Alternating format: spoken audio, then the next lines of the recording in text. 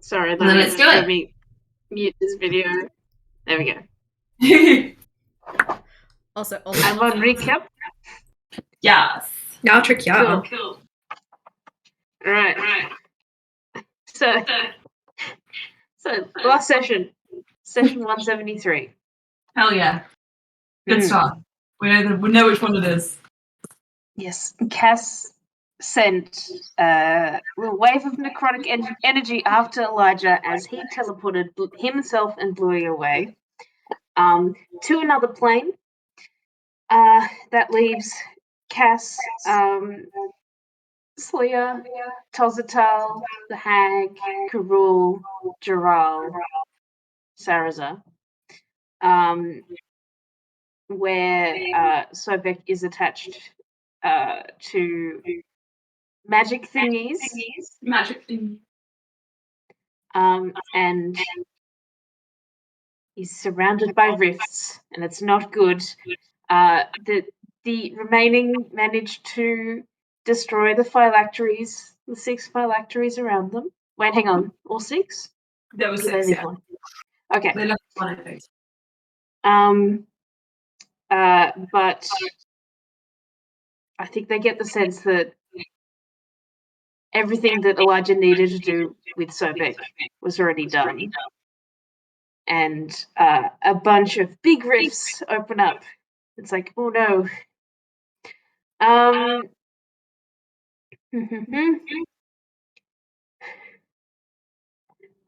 Wait, hang on. Wait, the initiative. Hang on. What was? Jaral was gayest and made to attack. Jaral's been gay for a while. Yeah. Made to attack Karul and did a lot of damage to Karul. And we were like, oh no. Jaral's an ally of Brian. In the contract, allies are not meant to hurt Karul. Allies can't be homophobic. Homophobic, yes. Meanwhile, Elijah took Bluey to Northern Aprea, and she did her best to act like she was going to kill him, but not. Unfortunately, things turned in such a way that she actually did want to kill him, but couldn't.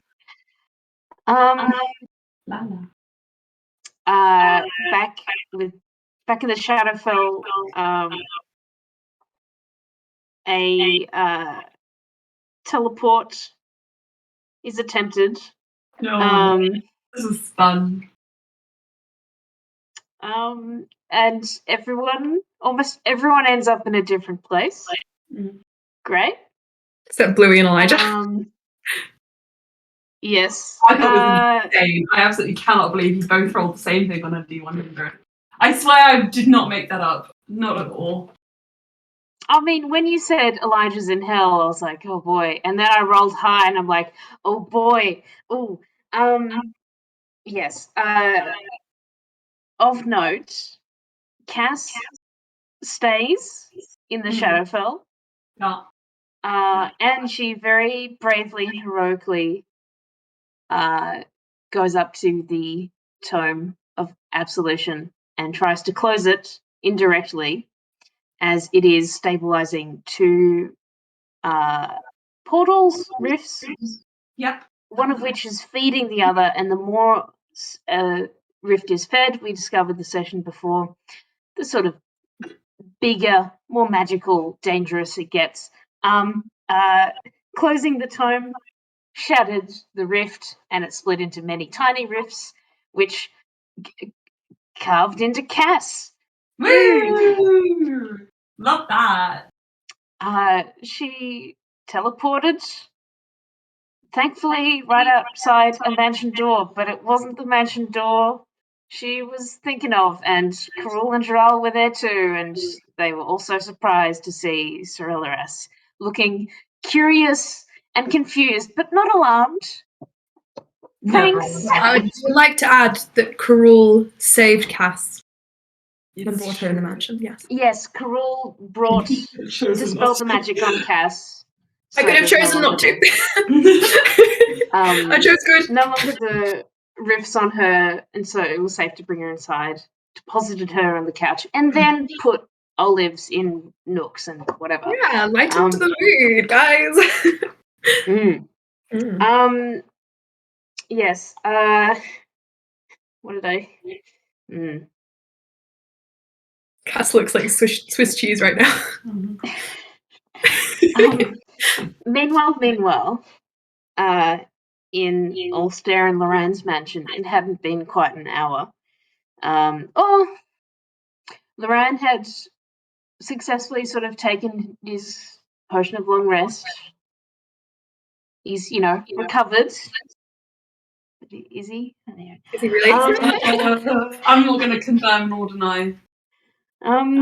Brian's really anxious and wants to see the rest of the party return safe and sound, and is eager to open the door, even at risk of his own person lining up with body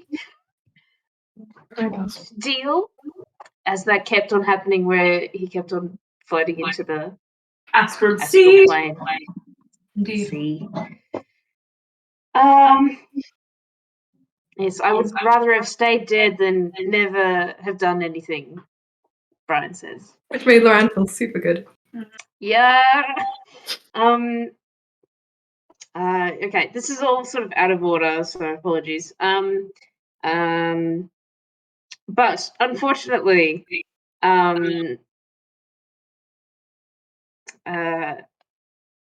yes, Brian hears noises outside.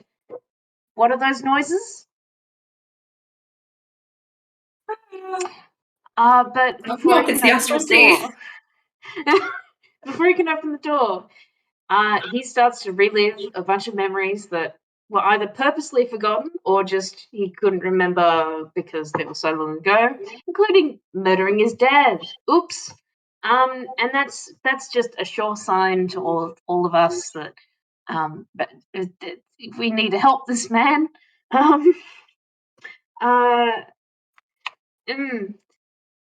Meanwhile,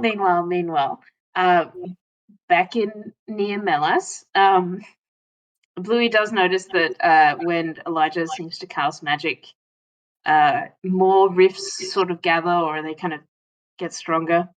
Elijah offers Bluey the ability to remember her loved ones, which is a type of peace, whilst letting Melas be in their ignorance, which is another type of peace, he says.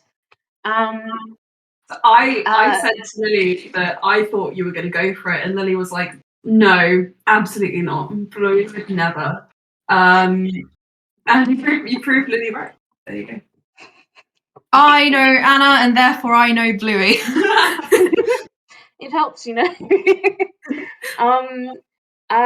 Bluey shoves Elijah off the cliff rather successfully. It's unfortunate that he's absolutely magic and stops himself getting hurt. He brings himself back up and then tries to reach into Bluey's mind. That fails, but because that's a bit of magic, we both TP'd to Archeron. Yes, it is. Archeron, the eternal battlefield. And not Oberon, Archeron. Oh gosh. Distant cousins. Meanwhile, Sir Alaras goes to gather all of us that they can up. So that's Saraza fighting in a different plane of hell.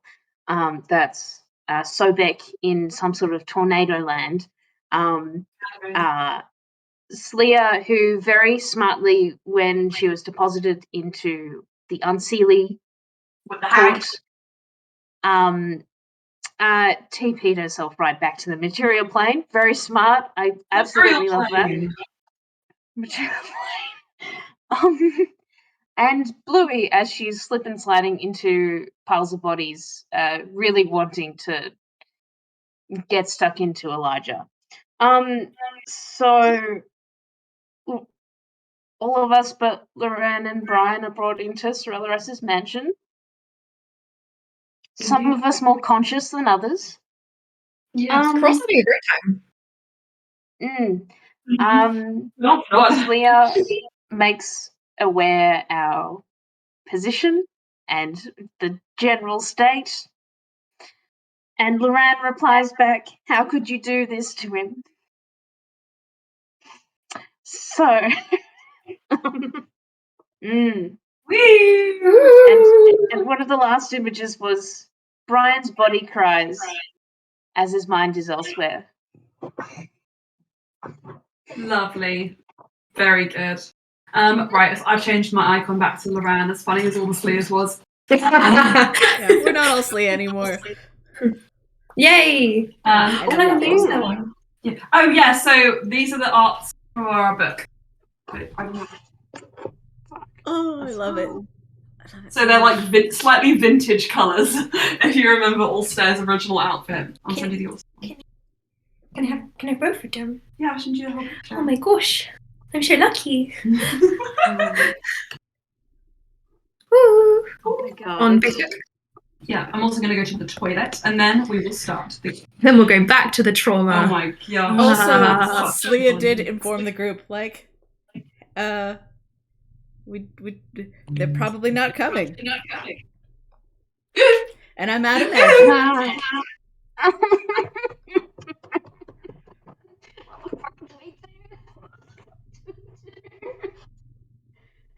Haha.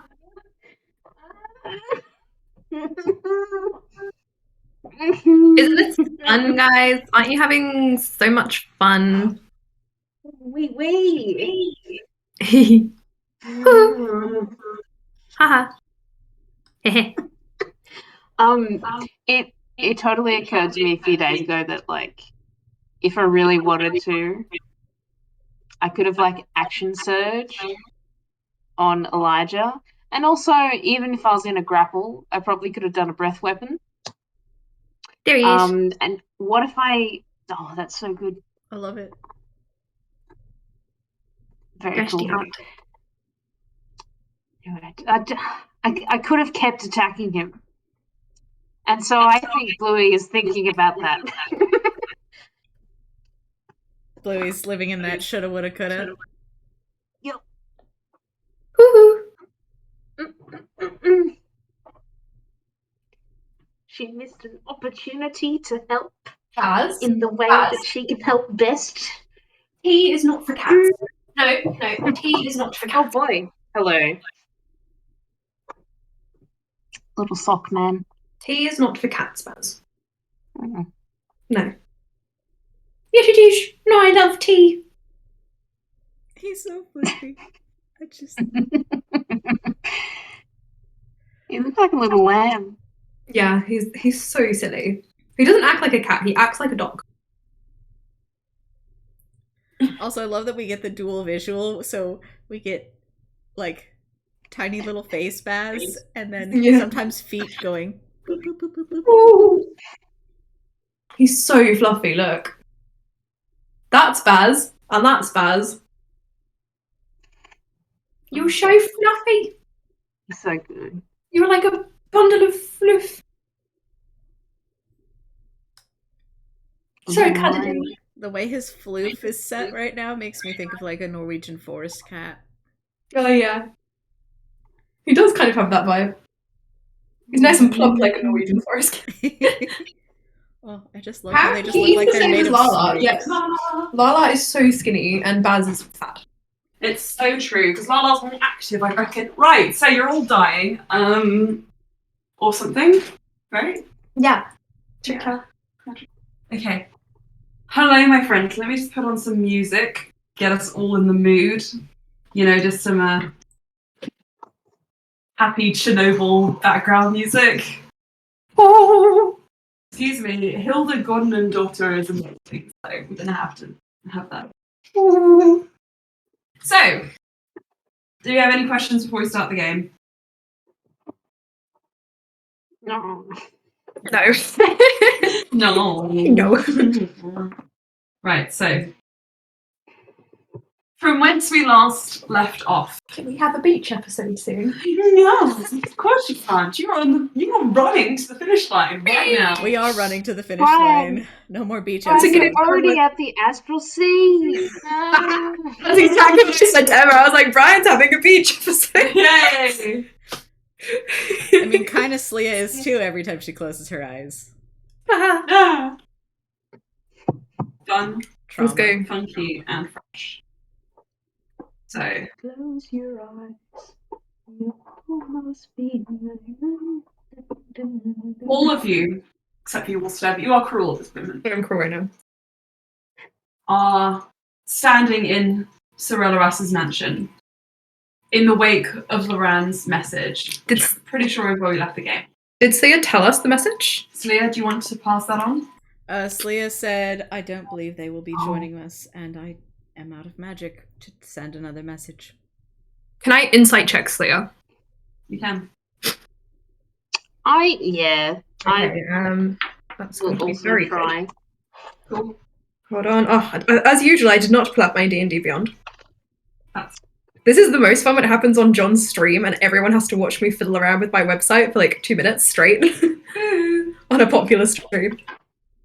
You're good. Hoo-hoo. Cool. I think he's got quite a good bonus, so You're gonna also be- get Bluey.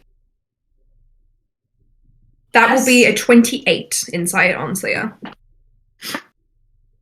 28 insight. 5, okay, for Bluey. It's fine. Baz? Baz. Baz is being good. Who's being He wants to be in the bag. He wants to be in the bag. Do it. I You cannot believe go in the you. bag. Go on. I believe in you. You can do it. Just a little Come on, bit up. Baz. Come on, try it. Come on. You got this. I believe in you. Baz. Now he's just trying to eat the bag. Oh. Come on, Baz. You can go in the bag if you want to. You can leave your friends behind. There we If your go. bag don't dance, make it don't dance. It's no bag of mine. Perfect boy. Right Drill there. girl! In the bag. In the bag. Oh, That could be cute and put your head up or something. He's like, no. Hi, I'm not cute. Okay, Baz. Where were we before? Oh, baby. Oh yeah, serious D&D game, guys. Okay. Okay. Sorry. There's nothing in there. Stop being No. distracted from cat brain. You're good. No, it's good. I'm cat brain too. Bluey with a 5, you can't really get anything except that.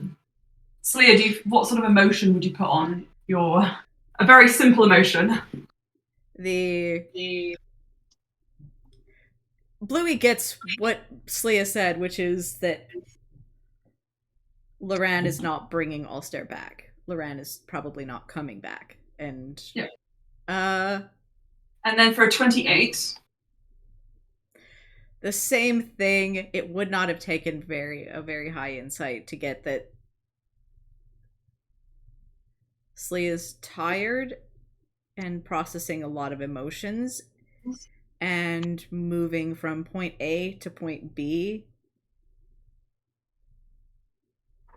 I think at this point, Sarah would say, we have to go get Alstair.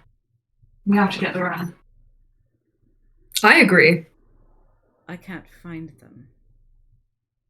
And I'm out of magic. Cerellas kind of grins and says, I can't exactly open a door, but I can send messages and ferry along anything you want me to say. Or you want to say. Should you wish to. Could we not hack Luran's system? You do have experience with that. I from my do. understanding. It's not Cerellas quite says. not quite as adept as Elijah, but I could try something. Not you. I'm the only one who can. And you're also banished from the mansion. I don't have to go in. I can just help you. In fact, I think it would be a terrible idea for me to go in if Luran is in this particular state. Agreed. Sarah says, if Luran is in this particular state, then it's likely he'll be taking Alstaer to Titania sooner rather than later. We can't have that. We'll never get him back. All right. Let's find him. Can you turn Aiden up a little bit? Yeah. I can also move my mic a little bit closer. I know Slea's voice is just it's low and it's deep and the mic doesn't pick up on it very well. You're good. We turned it up a bit. How's that? Yeah, take let me just say something in Slea's voice. That's good. Let me just speak as we just speak.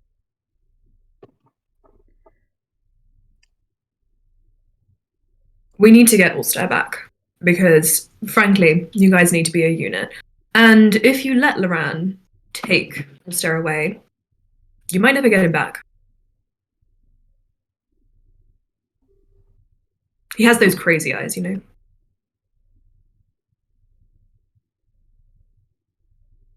Okay, well, let's do it then.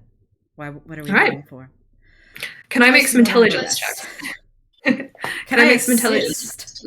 Yeah. If anybody wants to take a short rest, you might be able to swing it. Can I make an Arcana check? You can. A short rest does me some very good now. Arcana will be 24. 24 Arcana. So you've done this before, and you have got enough of the memory of this to fully articulate what you need to do in your mind. Hacking planes. Oh my god. What is he doing? Oh, I think he's making up the catnip. Oh shit, is there catnip in there? There was. Emma! Not a packet of it, just like remnants of. Oh no. How much is in there? Oh boy. Emma? You can't have that. What's in there? This. Come here. There's a catnip toy. There you What go. the heart wants. Okay, it's The heart ones for the heart ones. With the 28, you can kind of mentally articulate what you need to do this. So 24. to hack open demi-planes, it is a simple kind of rune addition to any teleportation sort of magic. Any magic that has a teleportation tech can be hacked to get into a different. Okay. The thing that you do need, which you are lacking in this instance, is a tiny bit of paint. So if anybody has a little bit of that, anybody. Cruel says that to anyone. No one happens to have any paint night on them. Any at all. Alstaer and Luran were the last to have any, except for Zarina, I believe. Gerald put his hand up. Everyone just looks at Gerald like, I have a really, really, really small hand. Tiny. Okay. Tiny. And I didn't know I had it until I went back to find it. He looks at you guys like, sorry. alright, well, can I have it? Can we open the door to the Ice Palace? Looks at Sorella. And Sorella just oh, so many demands. Yes. If this is for Zarina, she would have gone back to Feywild? We're getting Gerald's paint night that he apparently has had this whole time. Oh, okay. Raw's looking at Gerald like, sneaky. Okay. So and you can tell he still looks very shaken, but at the very least he's happy that he can help somehow. And Sorella asks kind of, you can see him doing this now. They kind of like put their hand on the door, and it's similar to like in Howl's Moving Castle, where beyond it, the lights kind of just like spin and then change to a different color. And so like they go from like that kind of earthly Apraean hue to something a bit more blue and cold. And then the door kind of flicks open, and they breathe like a deep sigh, like, ah, right. I can't go in there. I'm banished. Good idea. For a lot of places, actually. Does somebody want to roll me, by the way, that maybe Alstaer is... Well, no. He is dead. We don't know. Let's just hold off. So Let's just hold off. Sneak in, get the painite, sneak out. I can sneak. Okay. Krog gives him a pat on the back. Gerald kind of just disappears into the shadows. Does anybody want to do anything whilst you're here? Do you want to check in on anyone? Do you want to make sure anything happens? We're quite tapped out. Well, While as the door... waiting? You're waiting, I assume? How long do we think that this will take? Yes. What are you doing? Not long, you get the impression. Are we still in our short rest, or have we had our short rest at this point? We're kind of having it at the moment. Okay. The only person who probably won't really get a full short rest would be Joral. And then if Karul, if you want one, you're going to have to just delay it so slightly at the end. Karul doesn't need one. He can't get his spell slots back anyway. What time of day is it in? Is it like slightly? It's still material plane. Is it like early in the day, late in the day? It's at the moment it's constantly bright, so it's impossible to say. Okay, right. Yes. Getting to the lower end of the midnight sun. Kind of end. Right, so as the time kind of passes, Sleia? Just sitting on that a moment, I think Sleia actually would go and find Roll Me. Okay. I will describe to you what you see. You exit the mansion, and Solaris has tucked the door away this time, not proudly out in the open, as they were when Alstaer was king and kind of beholden to everything. He's still king, he's not dead. Are you sure? Me.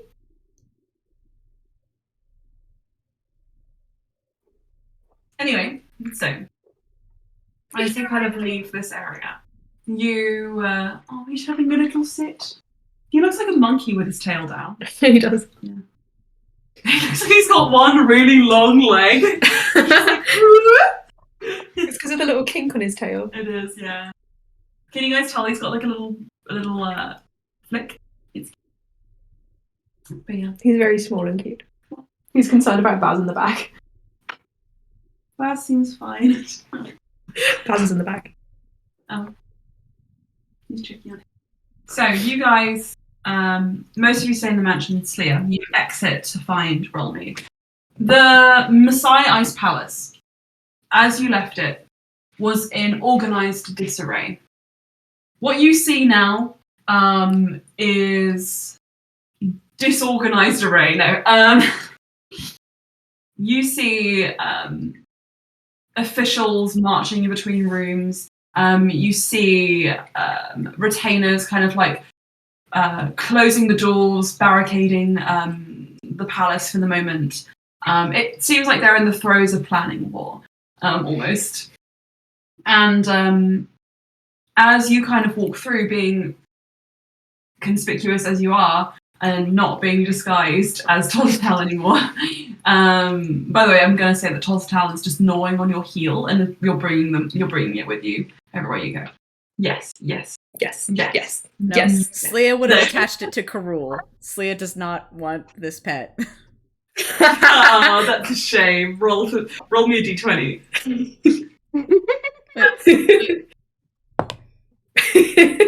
It's just a flat d20. Yeah, you can add your perception. Oh, okay, 16. 16 stealth. 18 on the dice. I don't know what to tell you. Tossatel's following you. Tossatel's following you. Tossatail can follow. It won't be Slee gnawing on your is shoe. not going to be gnawing on her shoe. It may be gnawing on your shoe. There's a little demon running Tossatail around. is there in your vicinity somewhere. You just don't know. That's fine. That's fine. Love you, Aelin. You're gonna have this pet. You're gonna absolutely have it. As you're walking, I'm trying to give you a pet. as you're walking, you hear the sound of rushing, almost bounding footsteps, heavier than any humans, and the rush of feathers as you see kind of bolting around the corner before any of the guards or any retainers here have recognized you. The large kind of feathered and furred form of Shu, whose tail is puffed up like a fern. The skin on the back of her spine is rippling and curling up and down, and she appears to be in like not feral but a very primal kind of mode.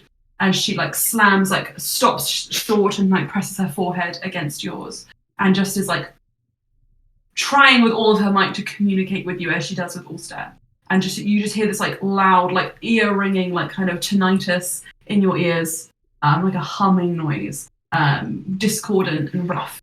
And as she approaches, now you finally draw the attention of the room, and people recognizing you start to mutter, and you notice dignitaries rushing off towards the throne room upon seeing you. Do you have anything you wish to do before you can probably guess are going to be assailed by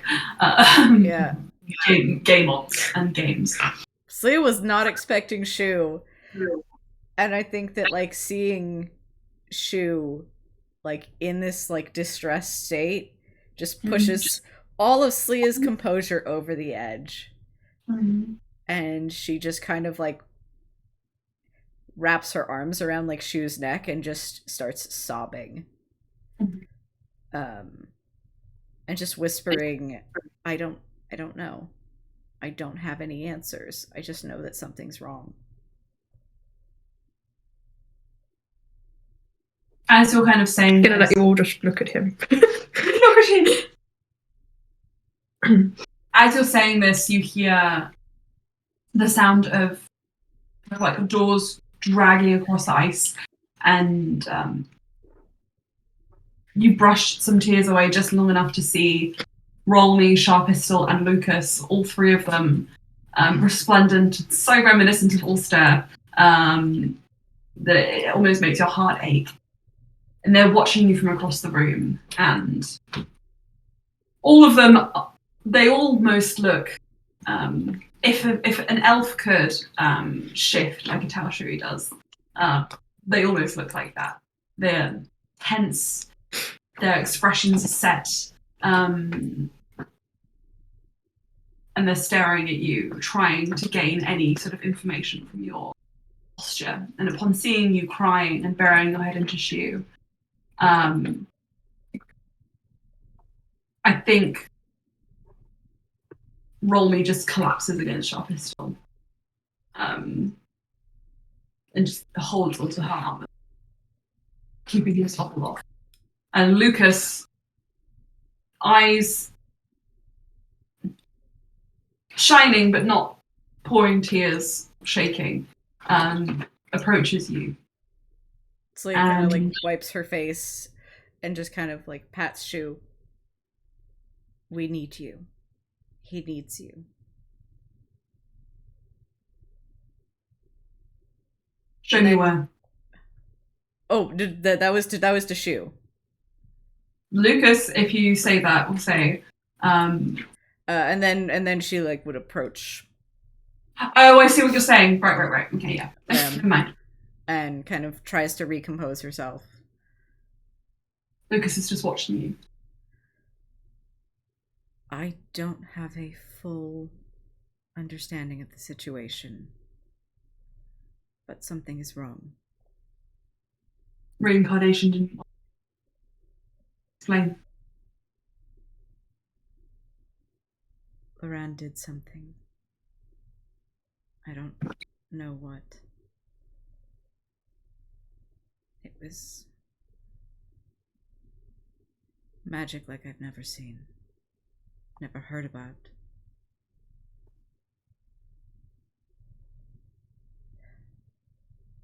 We'll deal with him once we know Alstair's fate. We're going to find him now.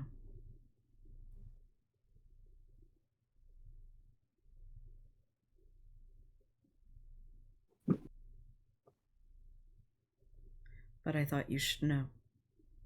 I thought you should hear it from us before finding out something worse.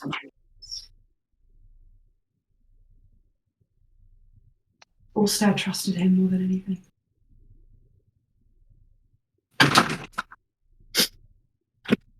I can't believe Luran would bring harm to him. That's not... You misunderstand. Oh my goodness, you two. Things in... We ended up in the Shadowfell, and... Take you.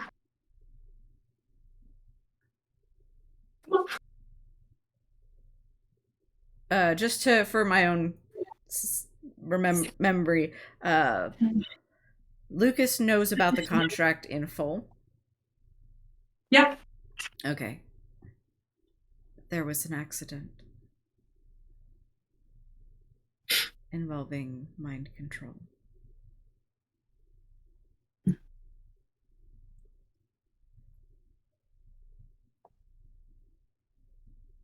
And some harm came to that fragment. Yes. After Alstair had already been brought back in some capacity. It was a double whammy.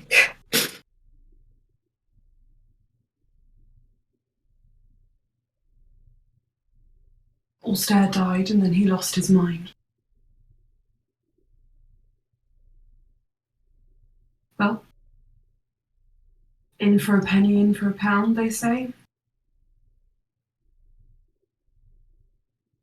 I am going to issue a warrant. I know you know where Cornwall is. A warrant for bring- what? Cool. And the terms of the warrant?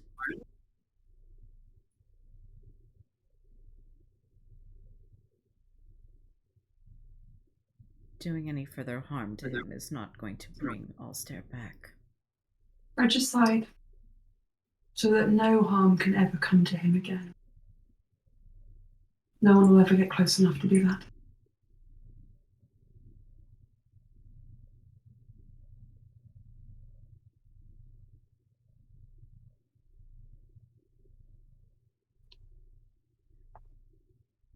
He's the only one who can help us find Alstair now. Luran has vanished with him.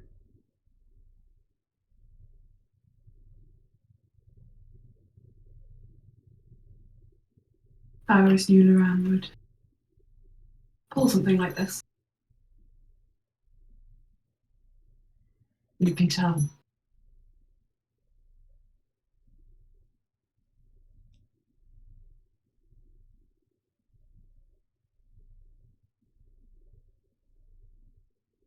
You can tell when someone doesn't care.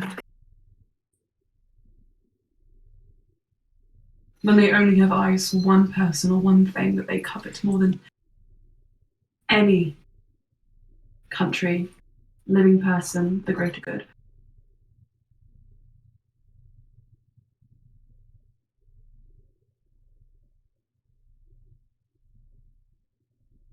Did you ever mention these things to Alstair?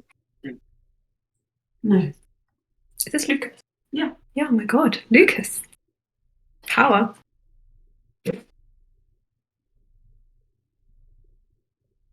No, because, well, you see,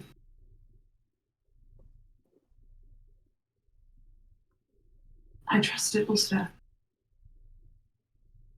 He was my brother in arms.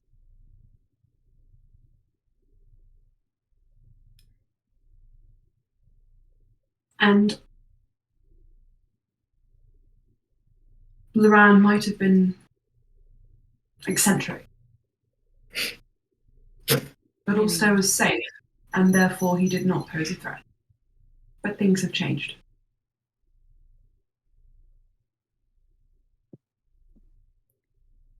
And what will you do?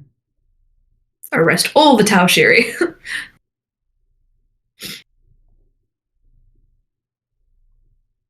Gruul we put in isolation. Quite literally.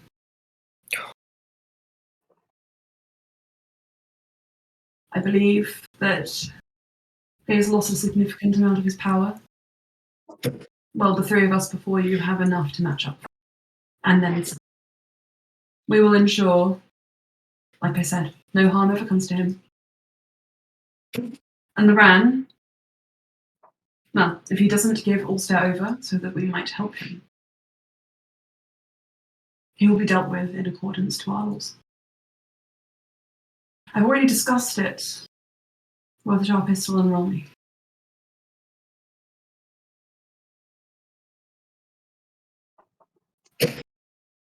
We've had time enough to do that.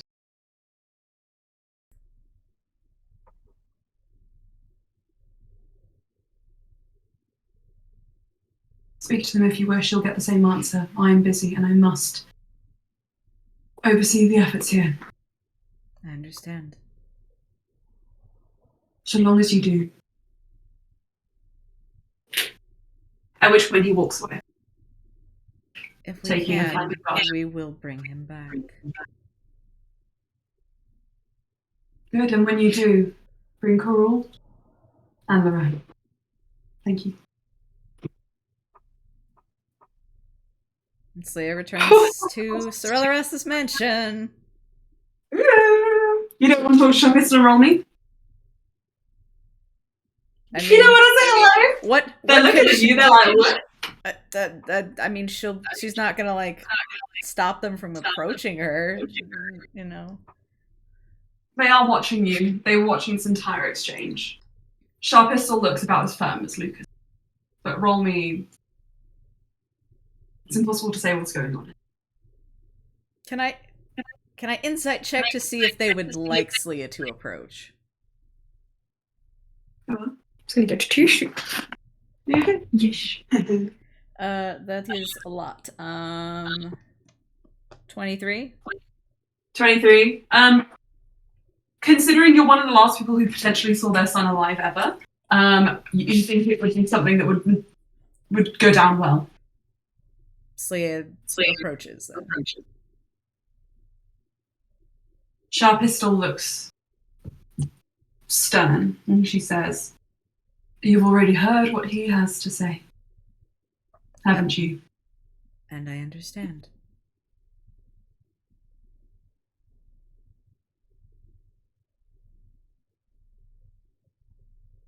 But he is a new king. Say again? He is a new king. Do you have And a any lot has happened in his short rule. alternate advice or considerations?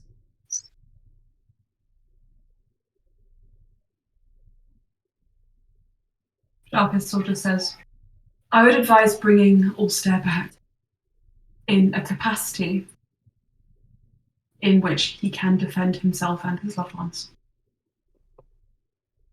If not, we will be none of us dissuaded. Thank you. We will do what we can. I'm sorry to be the bearer of bad news. We're used to it. Carry on. I hope to return At which with point, better news. Volmy will reach out and take your hand. Or your sleeve, I reckon. Just whatever he can grab for you. Yeah, he could probably grab her hand. Yeah. And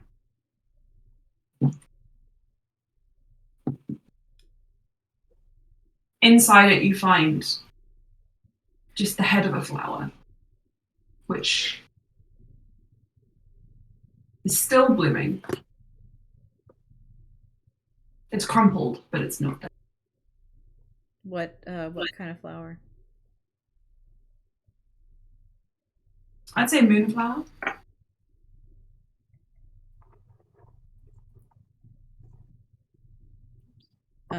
What's the... Could I roll for flower meanings on that? Let me look it up.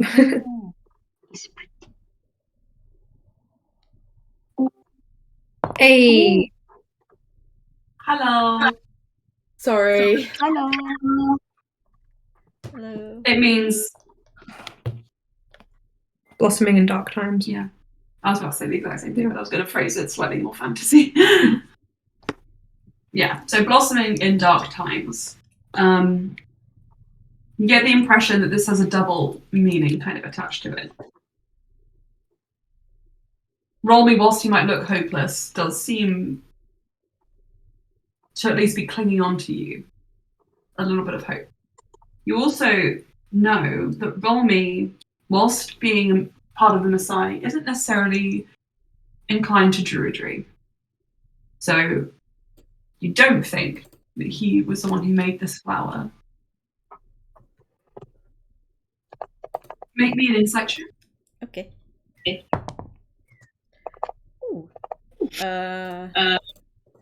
26. So, with the 26,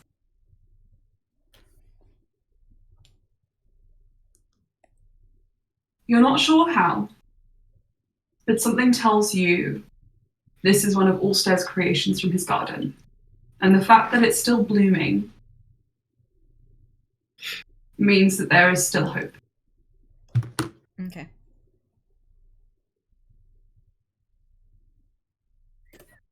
She just kind of squeezes his hand. We'll bring him back. He nods and lets his hand fall.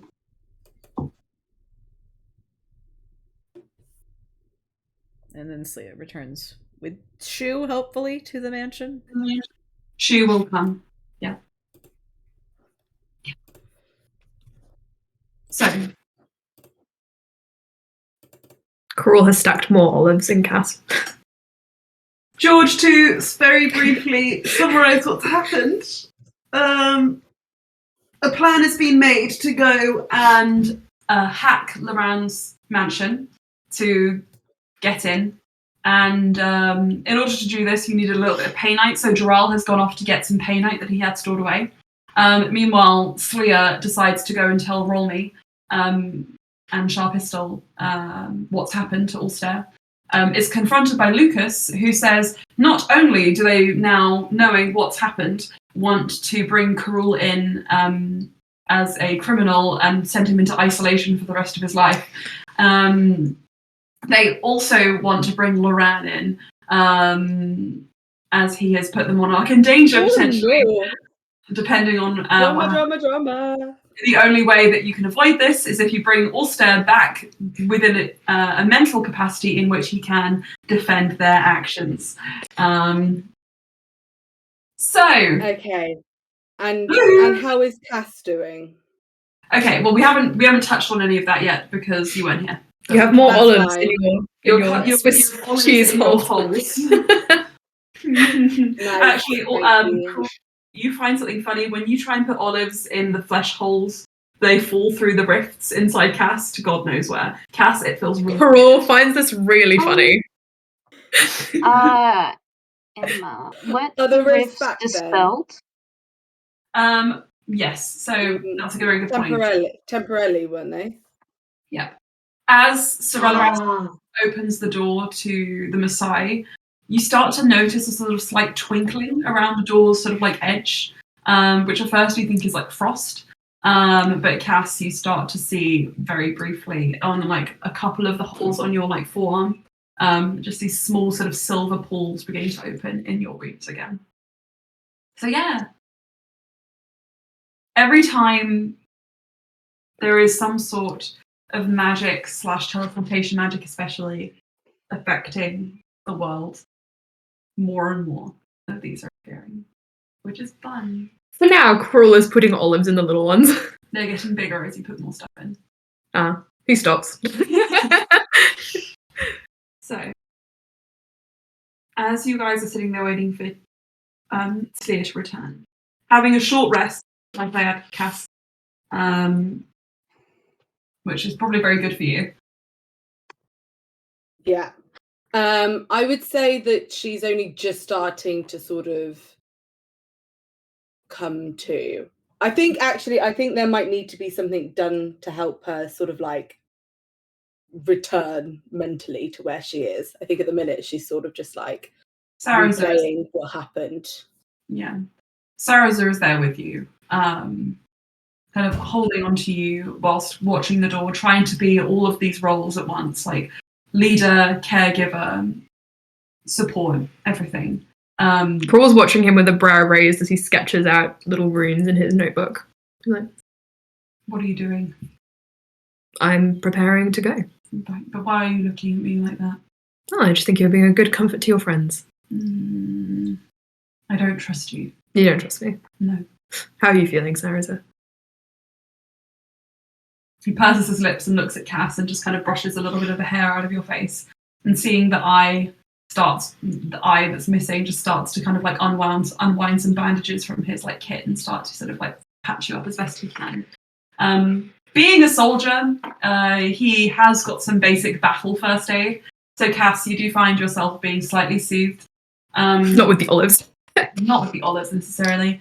Sorelaras also brings around a sort of medical kit which has some healing salve, which sort of like numbs the pain from your sort of like from the sort of rift tears on your body.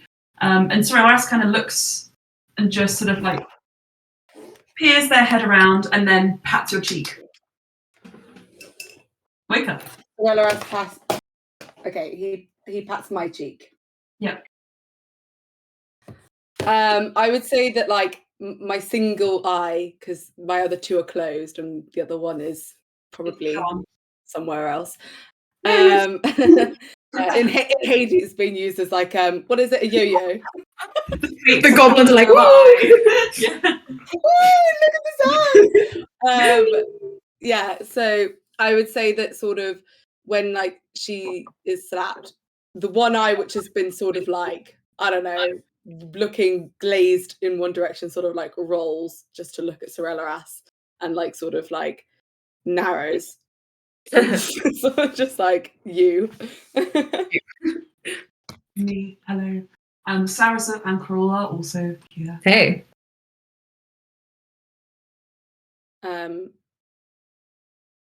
What happened?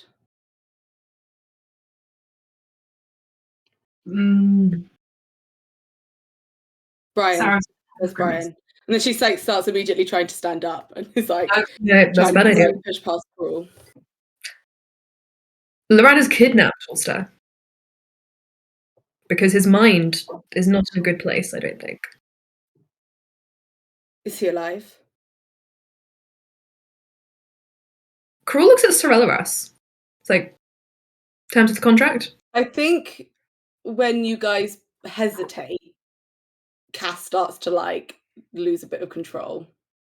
And like you see some sort of spell, like she's not like doing it to like aim at anyone, but she's just sort of like unraveling at the thought of Brian dying. She's not about to like do something at Cruel or anyone. Has anyone got flowers out in the open? Like Bluey, for example, had one in her lapel. Okay.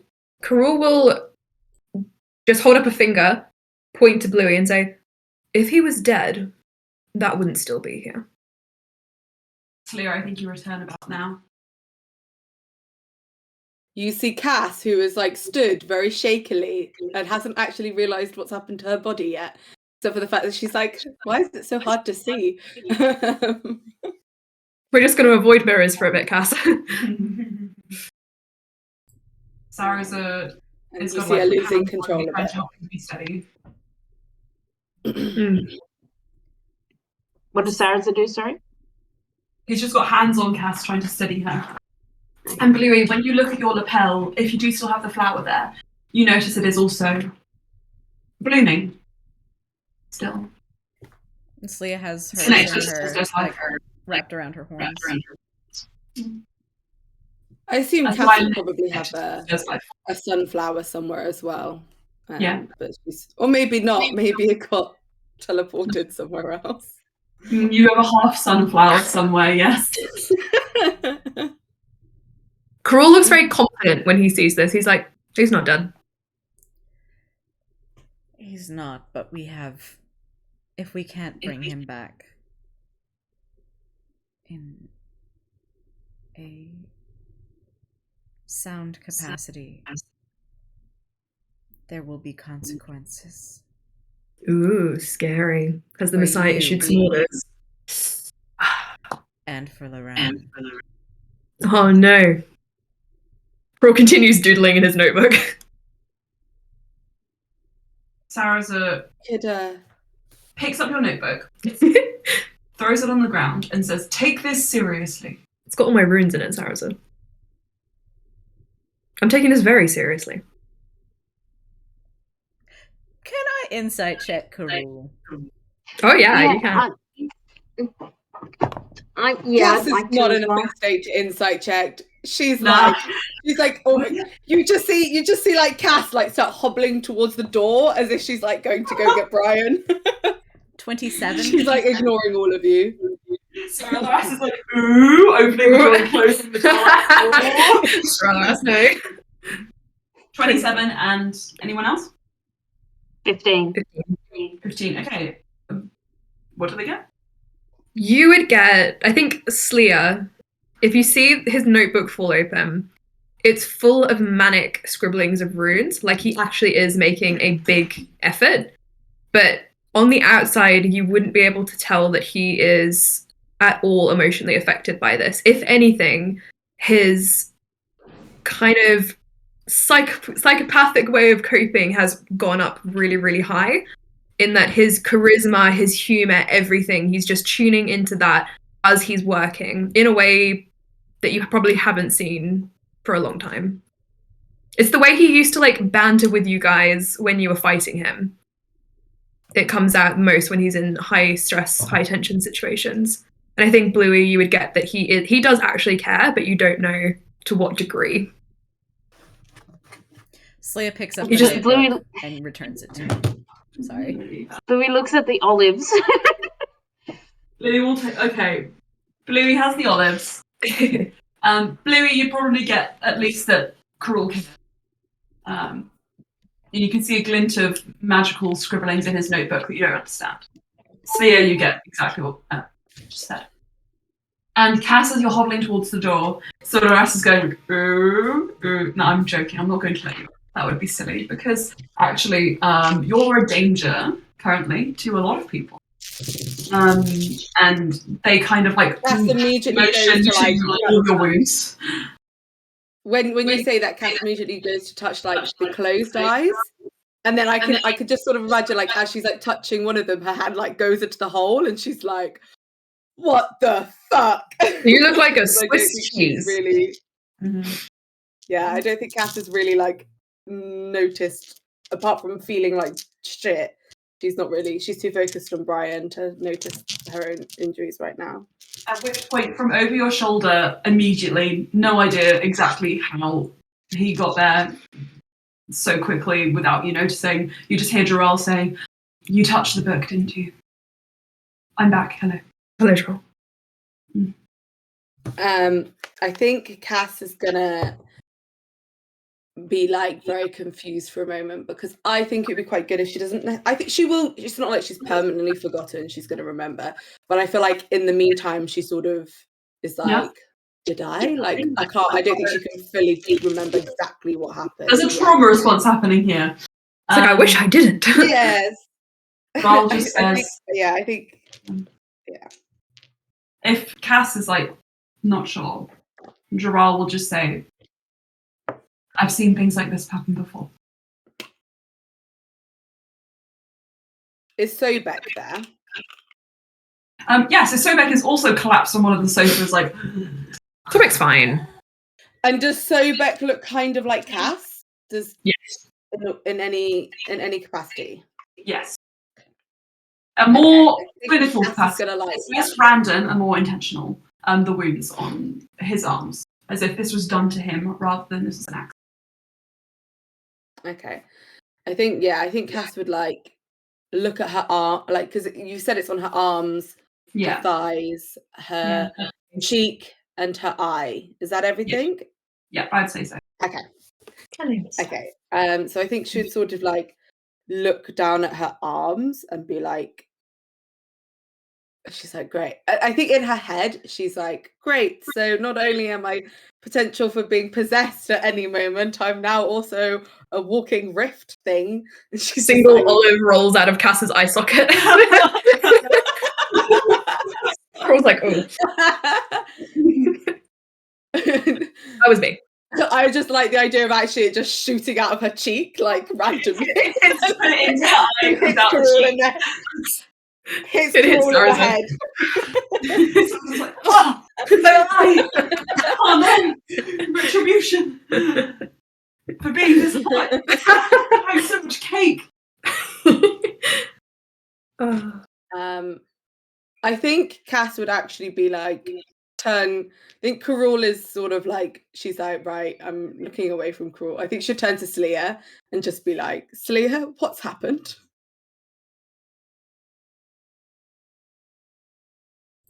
A lot of things went wrong. I saved you. That too. Yeah. Saved your life. life. If it didn't get heard, Sleer returned Carul's book to him. Yes, Cruel is already drawing again. He's like, thanks. I think Cass like digests the fact that Cruel saved her, and she'll sort of like turn to him, but like she'll turn, realize that she can't see him out of her left eye, and like keep turning. And be like, Oh, He that just is waggles such his a fingers. mood. Yeah. When somebody's standing on my right side and I'm like, now I can see. I see you. Yes, exactly that. And I think it should be like, you it's a sincere thank you, but she's also like not that interested in that part of the story. You could tell she's like, what happened to everyone, specifically Brian, and what's going on now. I think her side of it, she's not, I think that's what she's more. So she's like, thank you, great, Sleer, continue. We're going to find Brian and Luran. Whatever. We don't know what happened, but he's alive. And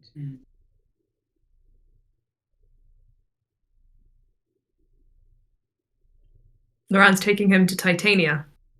that too. If we wait any longer, Sarah says, we might not be able to get him back. Ever. Then what are we waiting for? Actually, like, I don't think she's even really realised that Sarah's the only one that's keeping her standing upright. I think she's like, yeah, we're good to go. Let's hit this. We need somewhat of a plan, since we will probably be facing Luran. He looks at Sarah. Any idea what we'd see?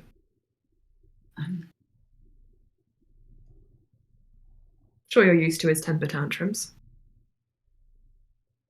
If he's capable of magic, the likes of which we saw in the Shadowfell, then he may have surpassed even my mother's level of. Well, that's not good. And we're all exhausted. Hmm. We need Zarina.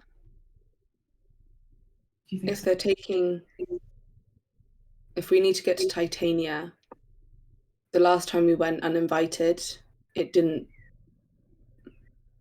not go well. Cass like thinks back to her fairy wings, like, interesting. Or remembers his molting and is like, oh, I don't want to go there. Probably wise. You don't. We need to know if she's in winter, if she's in spring, and Zarina can help with Luran. At the very least, she might be able to get us in. And if all We else can fails, hack. we can go behind her back and keep going. We can hack Luran's mansion Drop. Or Holds up. we can have Zarina open it. I know that Zarina Dehane is very powerful, but she won't be able to open it without a hacking system. Not if somebody wants it closed. And I'm pretty sure Luran wants it closed. And if you So put we them need together- a plan. Yes, we can get Zarina. It'll be a good idea to have people ready to suppress Luran. We will need someone to snatch Alstaer. Bring him to me and Sleer. I can look into the magical side of things. Sleer, you can do double that and do magical and healing. We can try and free his mind from the prison that has been brought upon him. But we need to suppress Luran first. We do. And I know that he won't, I can't see that he'll be willing to talk. But Luran is, his mind has been breaking for a long time. Not necessarily all wrong. Thinks back to his paranoia about Cass, and he's like, it's trapped. If we do this and we take Brian away from him and we suppress him, I don't think he'll ever come back from it or trust us, even if we then bring Brian back. I'm not saying you shouldn't do it. Let Alstair go to Titania, if she can cure him, or we snatch him and Luran has a tantrum for a couple of years. Sarah says, he may be fickle, but he knows how to hold a grudge. He already hates me, so... I wouldn't be so sure. Yes, why don't we but to drive more Cass looks at her arms, rifts into this party is not a good idea. If he's powerful enough to stop us, we need to have him hand Brian over, right? Like You need to get Alstair back.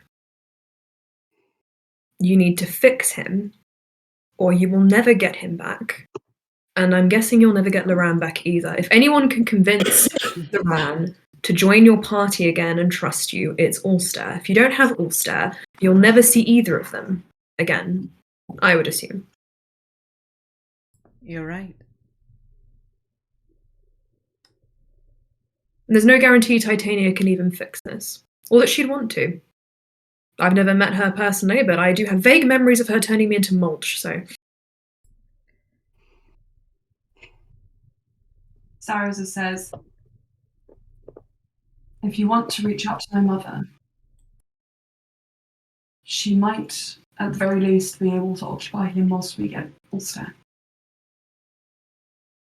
Sorella, did you say you could message Luran? We can try and gauge his mental state and where he is right now. If he is in the mansion, I can hack it. Easy enough. I'm going to, oh yes, yes, let me, I can certainly do this for you. Yes. Everyone just stares. I got it just. Anyway, yes, I can send a message.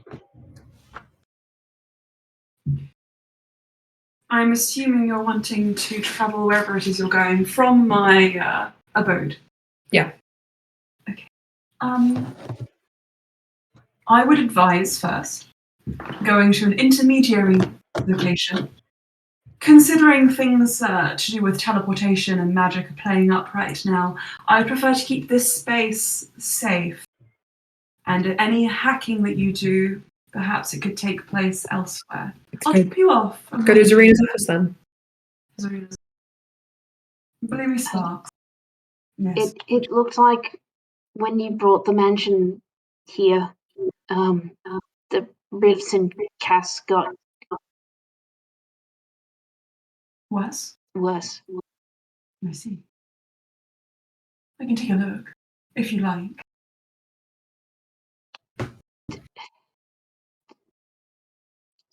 mean, when I was with Elijah,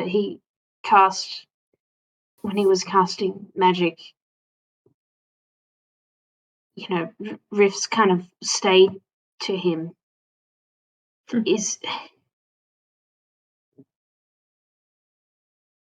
all magic susceptible? Is that what you're thinking? Could this be happening to all rifts, or just the ones that originated from his lab or something? I think the person best suited to answer that question would actually be the person you seek out, Zarina Gamon Dehaene. No, her name's not Gamon. Zarina Dehaene. That's her granddaughter. That's their granddaughter. Zarina Dehaene. She has immense magical power, does she not? She might be able to see, or at least be aware of... Serena hasn't seen Cruel yet. magical goings-on. Well then, what are we waiting for? Before we go, Louis? Like, looking at Cass, I think you can leave her behind if you like. I'll look after Cass. I mean, we should Cass, be sure. One-eyed stares at him. Them. We should be sure we know where we're going, because we can't keep moving the mansion.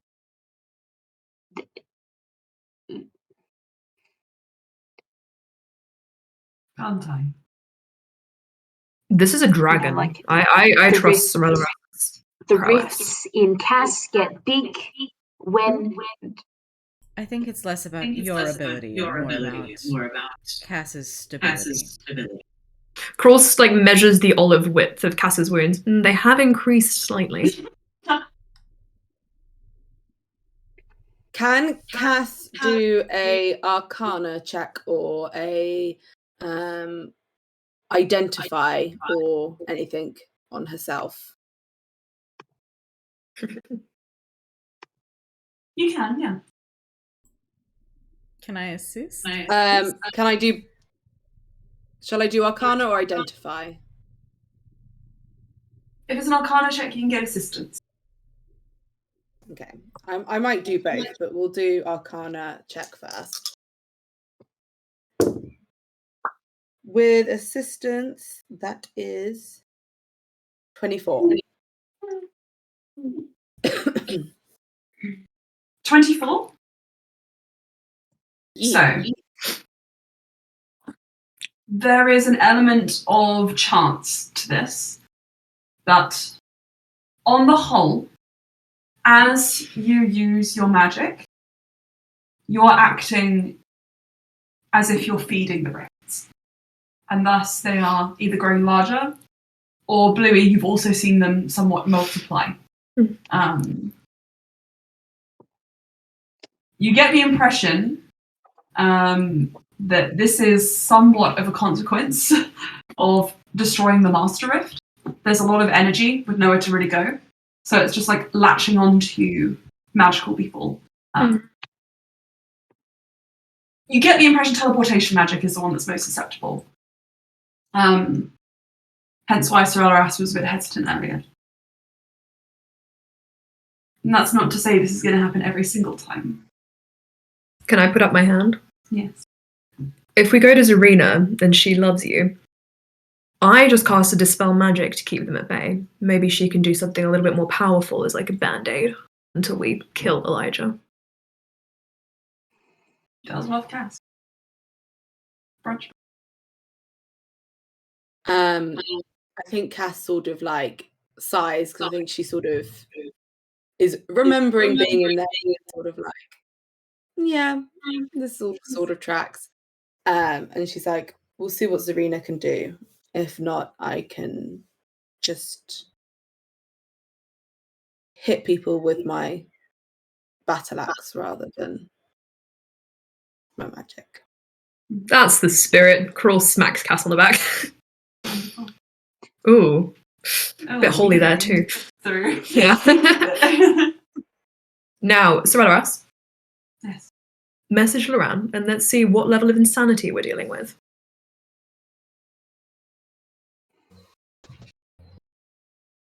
What do you want me to say? I've opened. Crawl leaves the floor to you guys. Louis, about you, what do you want me to say?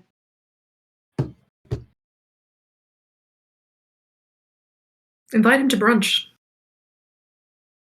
I think Cass would step forward and be like, I don't think playing it casual or jokingly is the way to go.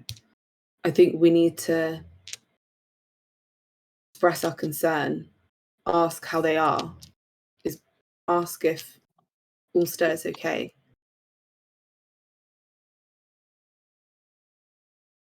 Okay, do that.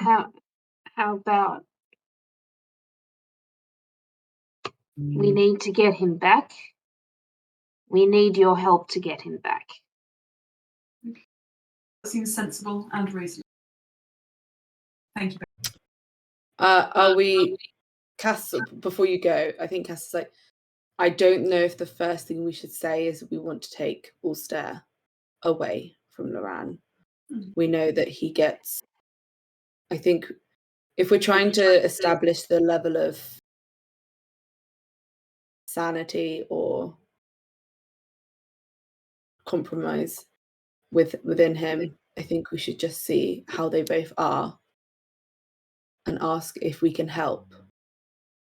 And say we have a plan, rather than that we want to take Alstaer away from him. Luran, How are you, darling? we know something has happened. We want to help you. And we have a plan. We need to get Alstair back. We want to help you get him back.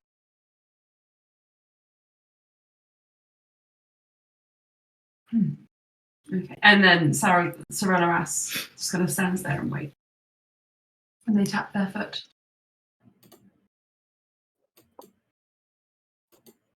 Ooh. I think that he might be a tad insane. It's less of a reply and more of an intense feeling of hate and desperation. Right. Anyway, so this is Arenas, and Sorella kind of clicks the door handle. The light sort of shifts from light blue to kind of golden warm, and it is pulled open onto the Feywild. Now, I was like, Can I have done an Arcana check on myself as this happens to see what if anything happens to me? yeah, of course. So as this happens, Crawl roll me yeets an another Arcana. olive just to see if it disappears. Ooh, that is a 30. It feels like an industrial piercing along your forearm. There's almost like a plate of metal kind of spreading under your skin, and the skin is just kind of like slowly kind of like spreading out to fit with that. It's about the one on your arm is Wait, so the hole has got bigger. yeah, with the rift. It's not a perfect circle, but it is about the length of a small carrot, to put it in vegetables. I don't think Cass would I think Cass would have actually hidden it. So if anyone wanted to notice anything about Cass, you'd need to roll insight to see. Yeah. Bluey would be. She'll Okay. spot that. Shall I roll to deception or performance to counter that? Are you trying to show off that you're okay, or do you want to show that something is happening? Crawl's propped his legs up on the coffee table. I want to sort of show that she's fine and that she's okay. Right, then with that, roll me a deception, please. Oh, you better have rolled good insight, Bluey. No, I got 6. So Okay. Cass is great. Cass is fine. Just to put out there, Slea's was a 27. Oh, you just got there. Cass's deception was 26. You look at Cass, and I would say that like you can see her sort of like tuck her like arm like kind of behind her, and you see her wince, but then quickly like pretend like she's fine.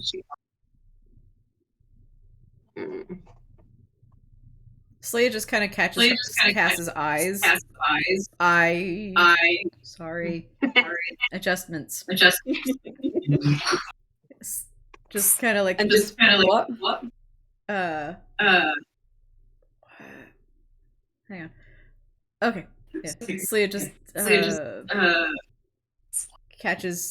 Oh, the echo is bad again.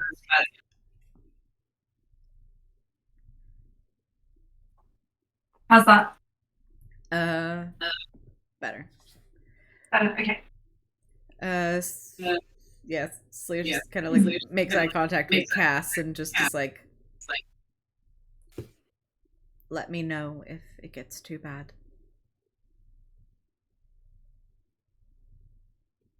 You see Cass sort of just nod. But you can probably infer, because you're quite insightful, that unless it's going to hurt the party, she probably won't be saying much about it because she just wants to help Brian. If she thinks it's going to become an issue for everyone, then she'll say something. But if it's just going to be hurting her, she probably won't. Mm-hmm. I think Slea probably gets that. And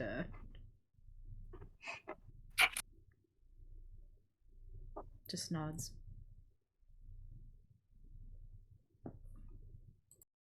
At which point, Sorellas opens the door. Now, just to sort of set the scene, Cass, Saraza is holding you up, kind of making sure that the rifts aren't causing you to lose your balance, and that your current situation isn't going to have you falling on the floor.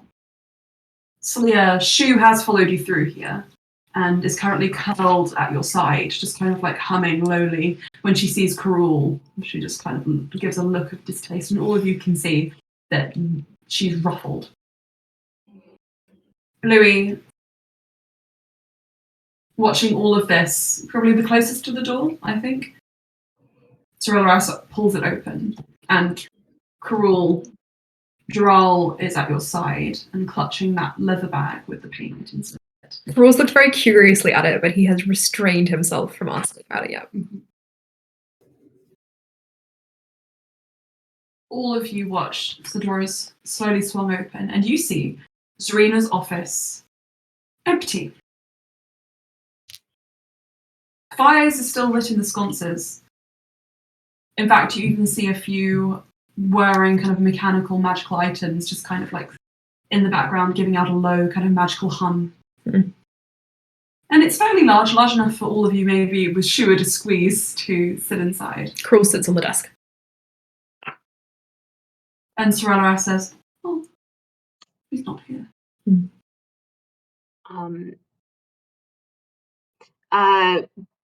Bluey thinking for Cass's well-being, I think she's going to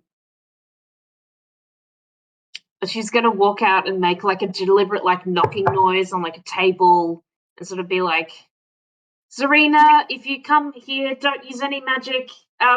We need you. Leander. Hello. Yelling.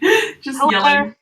I think I'm not supposed to be also here. Cass would have like walked out and tried to like push Krull off the desk, and she'd be like, "Let's." He just not stuck his foot out and hit Cass in the chest. He's like, nah. Make a grapple check, Cass, and I need you to make an athletics. Athletics or. Very good. Look. No, I was sitting on the floor. That's a 21. Strength from Cass. 2, baby. It's Scrabble, I'll say. You're just about to like kind of tilt off the desk as you hear footsteps hurriedly coming up the stairs. And you just hear, before she can kind of hear register what you're saying, you guys would probably hear, with your passive perception, Sleer. Wait, what's your passive perception? I'm thinking about your passive insight might be the high one. Oh, passive insight is 21. Okay. Who is the highest passive perception? 16. 16 pretty good. 16 would do 18. it. 18 would 19. do it. 19 would do it. Okay. A lot of you here, before she really kind of like registers what's going on, Zarina just coming up the stairs saying, "There's another one, a large one in here. Everyone at the ready." And Grawl rolls over the desk and hides behind it because he realizes that there might be like law personnel. He's like, "I'm a wanted criminal." And I think as you roll off, you have like a helpful like push from Cass. Helpful fish. At which point the door is flung open, and registering the yell of Bluey's voice saying that no magic, you hear the fizzle of spells kind of like withdraw and die down as Zarina slams the door open. On either side of her, you see magical officials wearing that kind of like the same Sealy Court Sorcerers of Titania regalia. As I've renamed it, because Oberon never came into this campaign, but Titania did, and she's a boss. So it's Sorcerers of Titania now, and I can do that. Oh, yeah. It's fun. Sorcerers of Titania, like tight, kind of like thick armor. And she stops short, and she looks at all of you, and she looks at the door to Sorelleras's mansion. That shouldn't even be possible. Darlings, hello. And she shoos her attendant's way and slams the door. I think Or Cass has peeks probably over the desk. not been hiding. I don't think she's been hiding behind Sarasa, but I think Sarasa's probably like, she's small, he's big, and I think she'll just sort of like poke out from behind him and be like, I think I need your help again. And I think at that point, That's something stupid again. Yeah. Let's make a tea break, a snack break. Back in 15 minutes. In 15 minutes. 15 minutes. We'll Sounds see you good. guys at past. I'm very excited. Yeah. Pull the lever, Aelin. Thank you, Kronk. Thank you, Kronk. So, the door is slammed behind Zarina. And you can tell from looking at her, she is frazzled.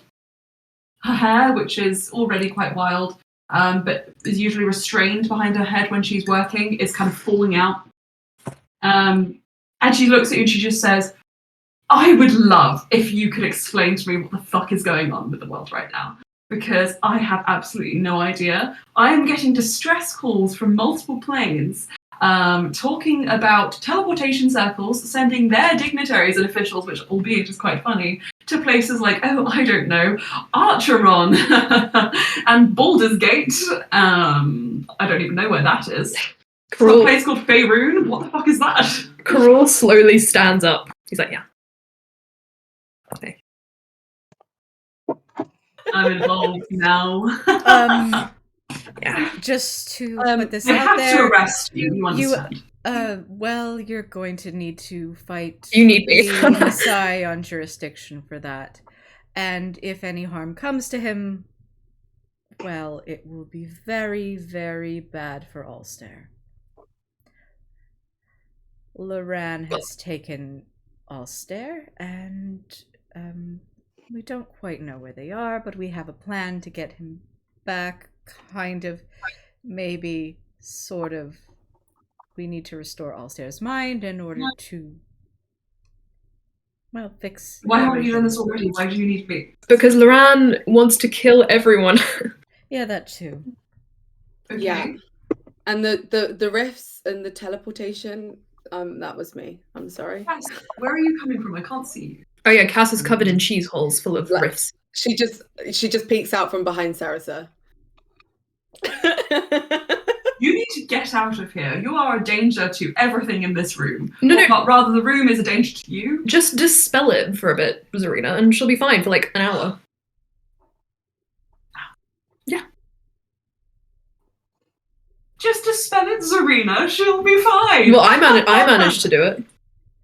And I'm pretty much tapped on magic. I'm You're tapped on smiling magic. and finding it funny. Cass, at this Yeah. point, is definitely not. You're tapped on magic. Saraza is not a magic boy. We love you. I'm not tapped, but I can't do anything with it. Okay, great. Wonderful, Bluey. Do you have any hidden magical abilities? My heart. I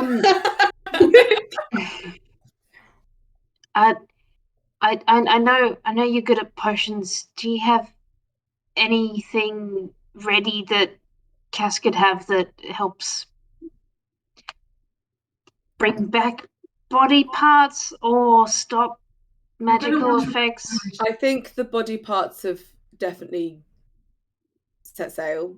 I would just settle for the rest of me staying here. You're going to want a regeneration spell. I do not have any druids on hand. We can get one back, though. I'm sure that you can, yes.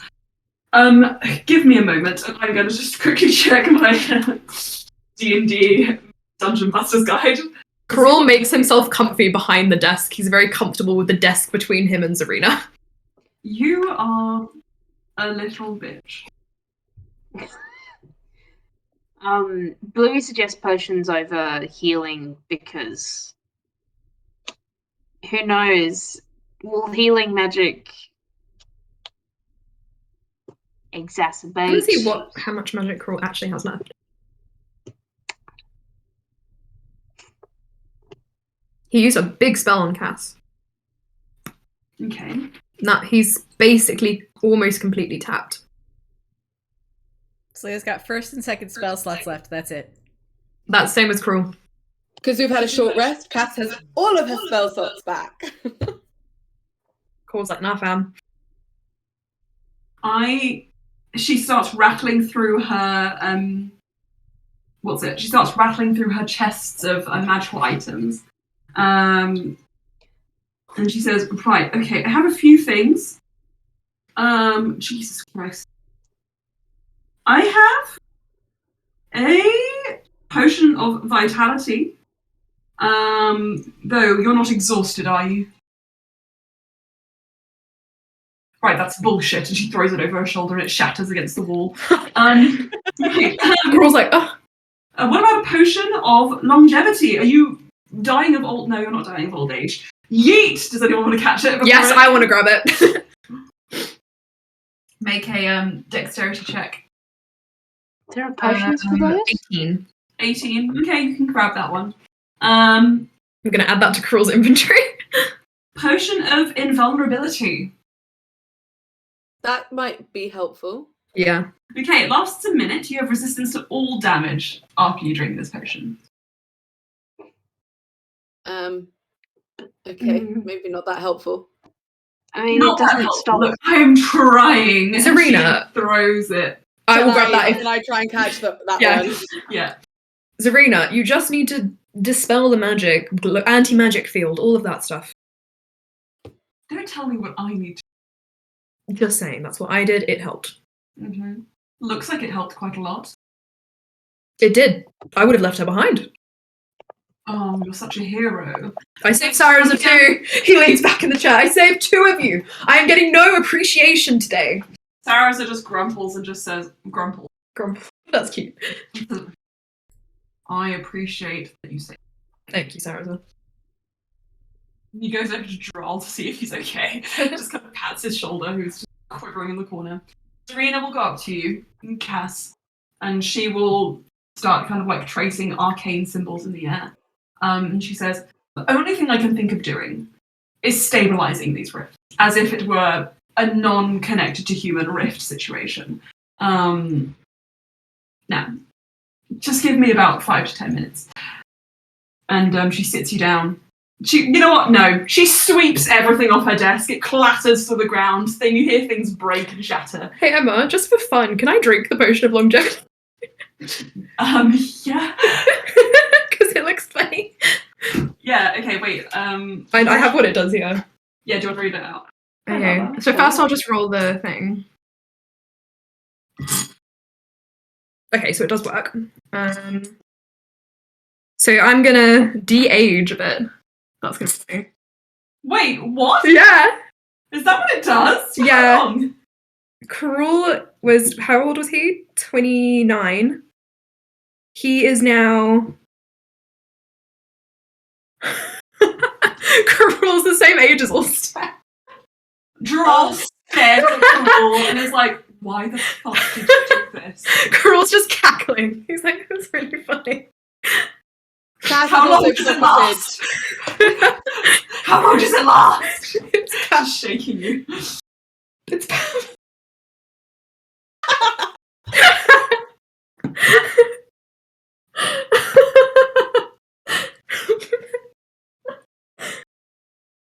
Krul's like, I feel great. Droll's sad. I Anyway, was gonna just say, continue. do I need to insight check Jural? He looks, yeah, go for it. Okay. I was gonna say, if he's just sad, you know. I mean, what am I going to do with sad? 27. Droll, who is in his early 30s physically, who was incredibly uncomfortable with the thought of going near Alstaer at all, who rejected and was repulsed by the fact that Krul had any potential future where he and Alstaer had anything going on, looks at Krul and his attraction drops by 50%. He is incredibly sad and displeased, especially because he is now only 9 years physically older than his son. I'm sorry.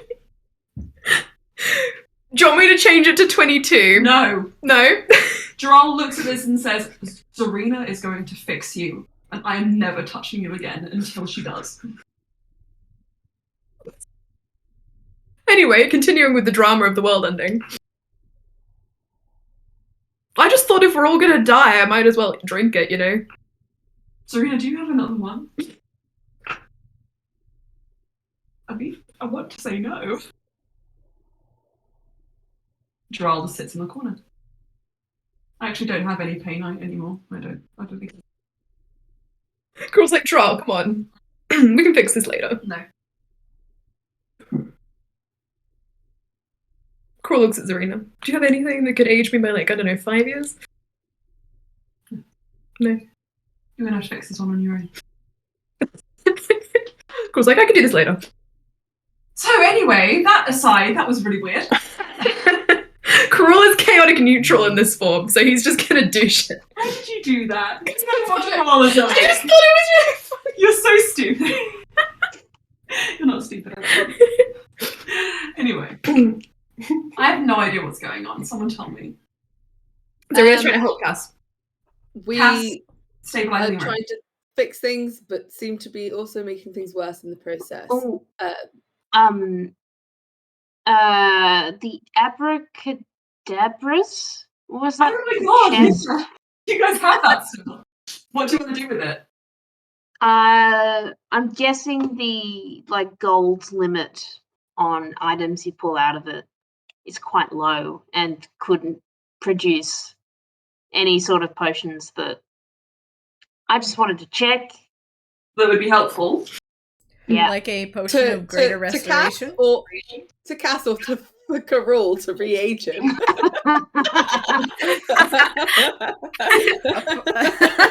Carol, right now, I need a potion of Control Z. Control Z. Ooh. Do potions like that exist, or it undoes the last magical effect? I don't know, but that would Carol's be just 10 like, I grand. will live a bit longer. And you'll never be touched again. Too bad. You'll be a brother to your son. Droll, Cousin? stop making it weird. You're like 9 years older than him. No, not true, because if I was Talshiri and I am physically 20, I'm actually around 97. Oh, and that's going to be something that you can explain to people when they look at you. They look at my family and they see my son standing next to you. You can explain that to them. Jamal, I really don't think this is the priority right now. You're right. Your attraction to me, as much as it is important to us, is not important to this situation. Droll So- just slips to the floor. Karul, how are you doing on those notes? On what? Those notes. Oh yeah, Kroll pulls out his notebook and slams it down. Watch this, and he pulls out all the pages and organizes it into a rune circle. Abracadabra. Q, what is going on? Serena's help. Zarina is like, I have no idea what's happening. Oh, if we use this and try to teleport to the mansion, I should be able to hack Luran's demiplane. She has a look at the runes and just says, okay, just change that one, flip it, reverse it. He just slowly turns it around. Okay. Yeah. Pop it, twist it. Twist it. Twist it. Slide it. Were you going to inscribe this in charcoal or chalk? Can I make an intelligence check? Yeah. Natural one. Excellent. I was just gonna vibe. Yeah. She slides a piece of chalk to the table, like, okay. Sloppy, you've clearly not studied formally in a very long time, despite your paradoxical age. But I'm sure, considering you're just a teenager, they'll let you go back to the High Solarian to learn more. I am literally older than Alstaer. You don't look it. Kroll just purses his lips and sits back. I sense I have made a mistake. Does Cruel know that, like, who is he the youngest now? He looks the youngest. He looks the youngest out of all of you. He looks 1 year older than Ulster.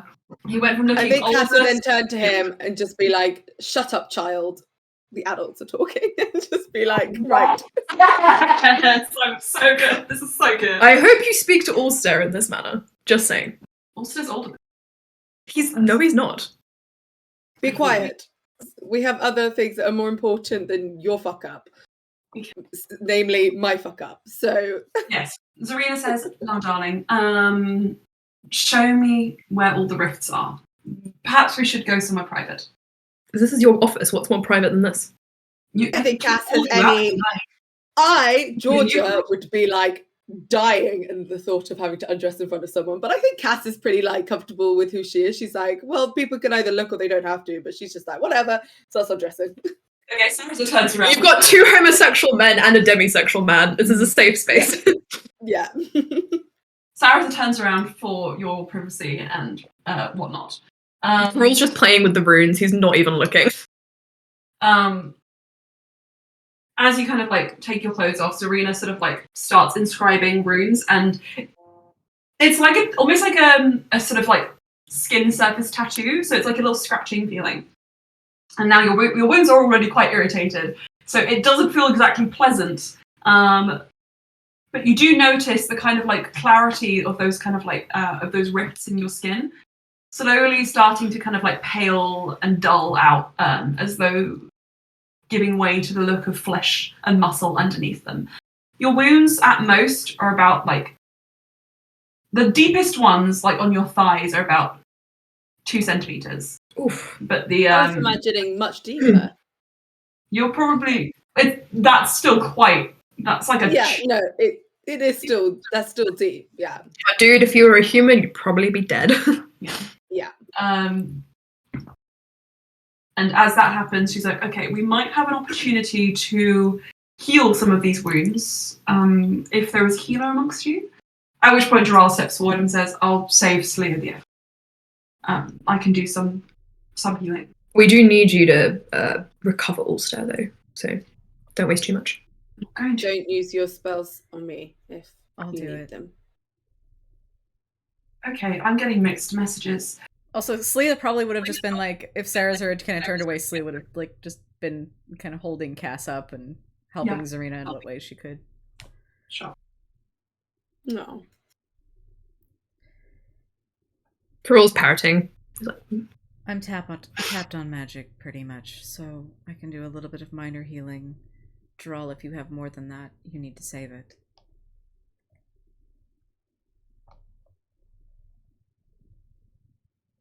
At the very least, he puts his hand over the largest one on your thigh and does a cure wounds.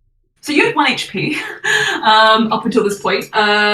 With a short rest, you can also spend your. I got you got healed. healed, didn't you? So you have I got 70 healed. HP. Yeah. I got healed up to 80, I think. 80, great. We have 80 HP. That's more HP than I have. With a short rest, you can Cass also was take. relatively healed, but was just like a bit out of it. You can take an extra 9 points of healing. Okie doke. And if you want to, you can spend any of your hit dice on this short rest. So you can get a little bit back. And you guys can all do the same. If you want to get any spend any hit dice to get some HP back, you can. Cruel not feeling very good? Cruel's fine. Cruel's spinning in the chair now. He's like, wee.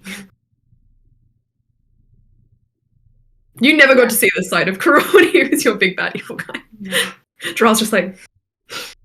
Dral is upset. Want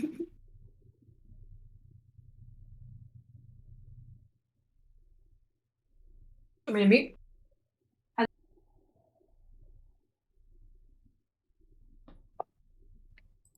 My dinner is here, so I might Ooh, that wasn't a bad get some. rolls for my 5d10s. One was a 10, one was an 8, one was a 9, one was a 7, the other was a 4. That's pretty good. Okay, there you go. Right, so if anybody wants to spend any hit dice, now is the time. Zarina stabilizes the rifts on you for now, Cass. And she says, I don't understand this magic. It's been happening all over the place, and we're trying our best to suppress it. Honestly, the more magic you use, the more likely it is to come back, so be sparing. Though I get the impression that some of you are off into mortal peril relatively soon, so good luck. Yeah, Alstaer died. So. And Luran brought him back with some sort of impossible magic.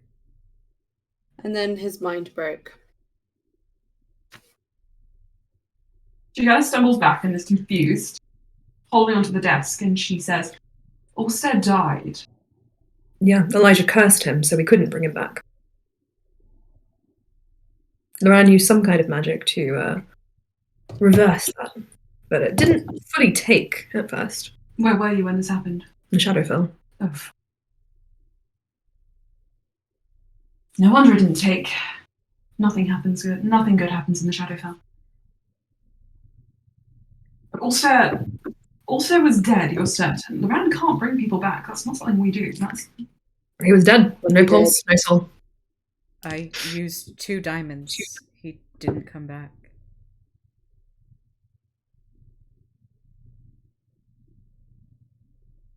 Where is he now? Why did you come here specifically? We think he's going to take Brian to Titania. But if that happens, we might never get either of them back.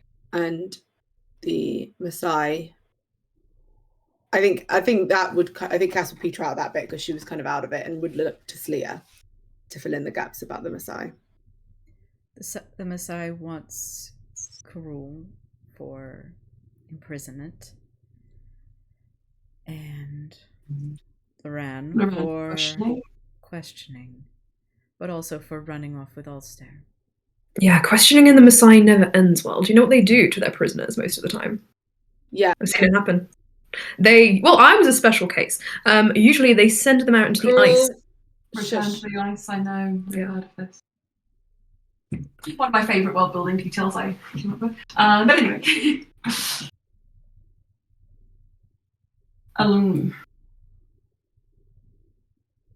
That form of execution would breach your contract, I assume.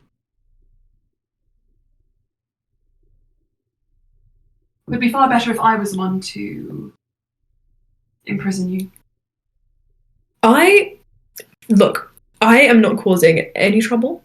I think at that, I think Cass would have actually sort of like stepped into like Zarina's line of sight to Cruel and be like, he's actually been invaluable.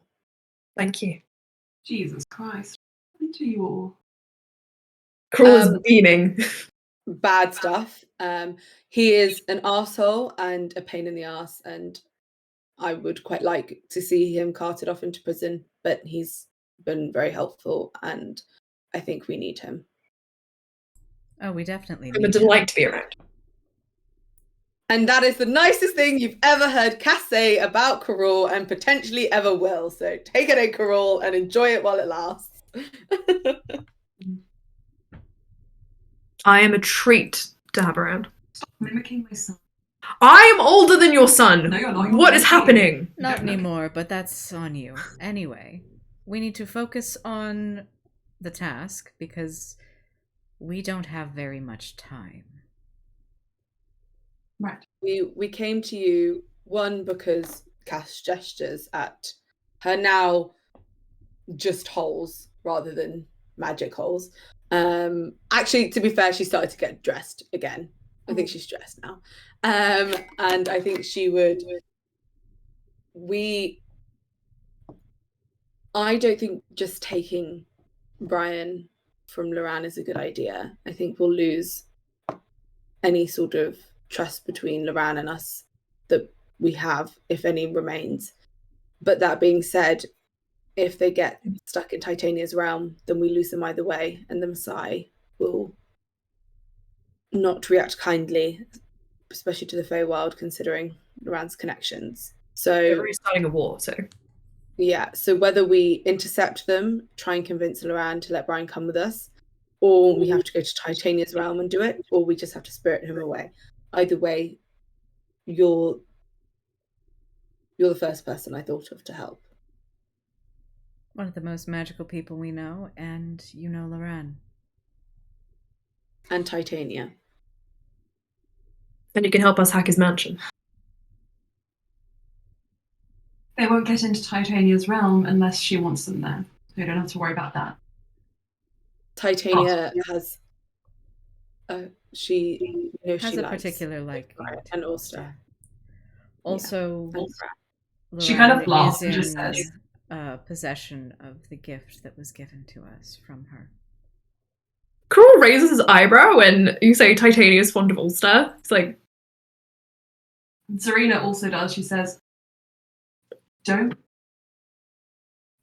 presume to know. Who are calling me? Someone's calling Emma, I'll just call. I might also do a quick call because we're getting close to my boss having to message me. So I'll be right back. But yeah, you know what Cass' thoughts are.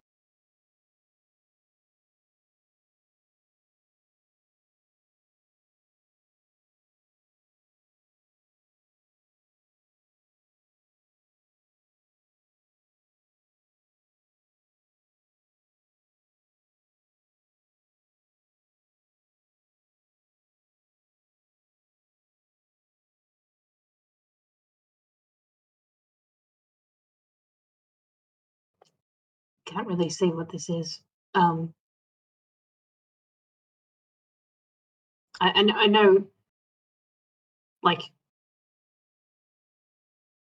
trying to describe Indian cuisine in English, where like everything is supposedly a curry when curry actually has a specific meaning. This is something very nice of Indian origin, with some naan and samosas and mint sauce. So. Okay. Oh, that's not. Sorry, trying to look up the order. I do not know how to pronounce it. Patiala. I'll take a copy paste if that's easier, you know. Yeah, that's. Okay.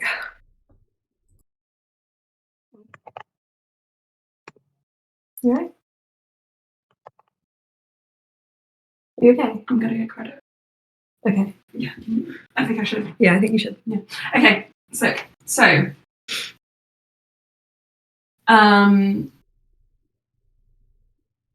sorry about that. Everything. Zarina says, Do you need a minute? no, it's good. I'm just trying to remember what I was doing. Zarina, kind of listening to everything that you're saying, says, right, you want me to take you to Luran. This is something that I can do. But if he doesn't want you in there... That's where I come in. Right. Doral has Painite, so. Doral says, yes, and then when I'm done with it, you can have it, Serena. Can I insight check Doral? Yes. 2. No, it's 8. No, it's 11, sorry. It's hard to say. Go. Crawl looks like he's upset. He's like, so does Doral. I can fix this. No, you can't, shush. So, Zarina says, I will need to write down the array for Luran's mansion. I can feed in some magic, and then I assume you'll take it from there. Yeah. Is there anything else you need to prepare beforehand? I should probably stay here, because if Luran sees me, he might try to kill me. And if he attempts to get into the mansion, it will do further damage to Alstaer. Oh. So I need to stay here. Crawl props his legs up, he's like, yeah. I would suggest sending you somewhere else, but teleportation magic isn't as reliable as it used to be. And I'm very helpful. Right, and she starts feeding magic into the array, using kind of like the golden threads from her fingers to start drawing the doorway for Luran's snatch. Can I sidle over to Doral whilst this is happening? Go on. Doral, I'm sorry. I can fix it. I don't forgive you. I can fix it. Just not right now.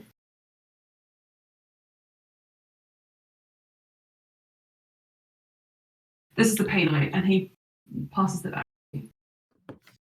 Crawl just opens it up. You see 2 rings in there. One of them is gold Painite, and one of them is red Painite. The tiniest fragments you've ever seen, and you recognise these fragments as some of the first you ever found on the floor of one of the Painite deposits. Crawl just shuts the bag. I am sorry. Prove it. Take this to Zarina. Doral, I will fix this. It's not a powerful spell. I'm not in a good place right now. We can talk about this later. Crawl he nods and he brings them over to Zarina. Zarina takes them. He'll hand over one of them, he'll keep the other one. Which one do you hand over? What are the colours again? Gold and red. Which is the more powerful one? Probably the gold one. The one that was meant to draw. He'll put the red one on and he'll hand the gold one over. She looks curious and then she takes the gold. Places it in the centre of the array and Cruel. Can you make me an Arcana check?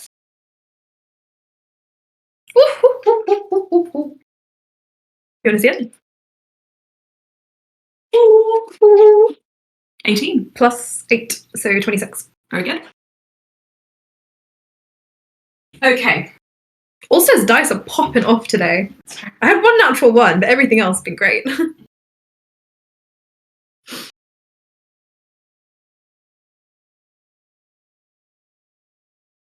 As you cast this spell, the array fractures and glimmers, and similarly to how Luran's runes worked when, none of you saw them actually. Similarly to how Luran's runes would have worked if he'd gone with you. They kind of bend through the fabric of just the plane around you. The Feywild is sort of like stretching, and you get the impression if you were in the same spot geometrically in the material plane, in the hells, wherever, you would see these runes starting to flutter and spasm around. Almost their lines kind of boiling. And with like a snapping motion and like a flash of light, you just see the door. Except instead of having like a kind of opulent wooden appearance like it usually does, similar to the one in Luran's shop, it's just like a matte black with a faint kind of like rim of light around the edge of it. And Cruel just says, no, I'm not Cruel, you just say something along the lines. That seems accurate from what you read. That seems accurate. Sorry, slipped up for a second there.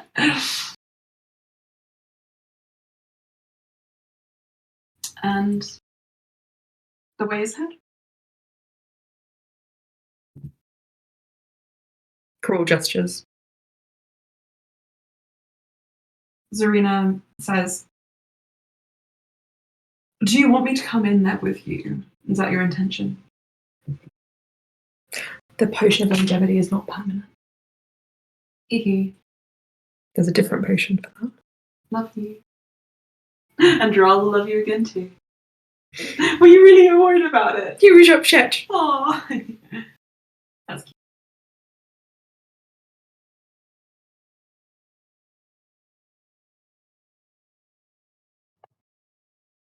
Zarina says, do you want me to come with you? Is that your design? Were you dealing with something when we arrived?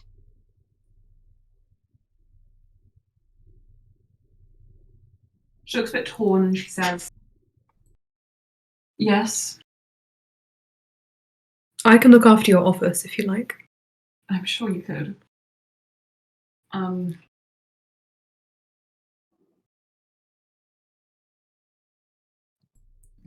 If perhaps it would be best if you went in first.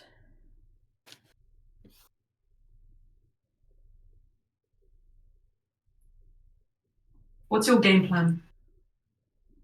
We open the door and then Distract Luran. Suppress Luran. Okay. Take Alstaer to me and Slayer.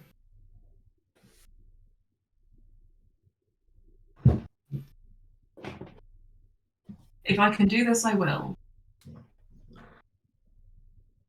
But I make no promises.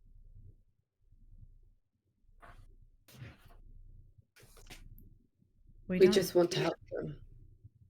We don't know what he's going to be like on the other side of that door. And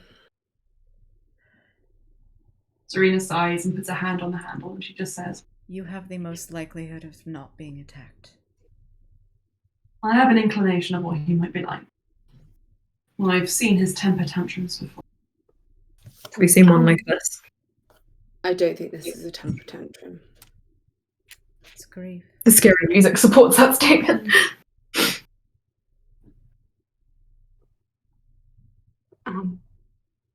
Serena, if I could, Blue will take out her sword and do a rally. I might have to look this up for how long it lasts, but it's 1d8 temporary hit points. Yeah. I want Bluey to do this. For sure. For Serena. You kind of bolster her with some vigor. Two. Hey, it's better than nothing. Better than nothing. You kind You of never know what that 2 might make the difference. Yeah. Kind of go, huzzah! And she feels so invigorated by that. I'll allow that as an out of combat situation. And she says, well, just in case, Cass and Bluey, would you like to come in with me? Yes, I would. Yeah. Sarah will stay out here with Cora. I'll also be staying outside. Droll says, I'll go and get the body, or He's still alive. I'll go get Alstaer.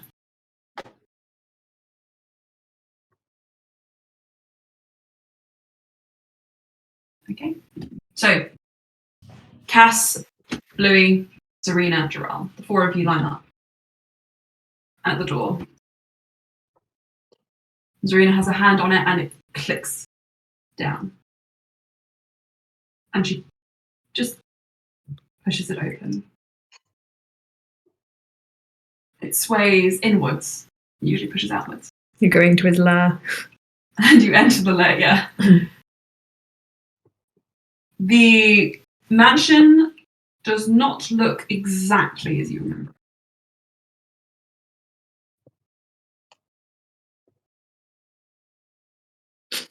We can see the foyer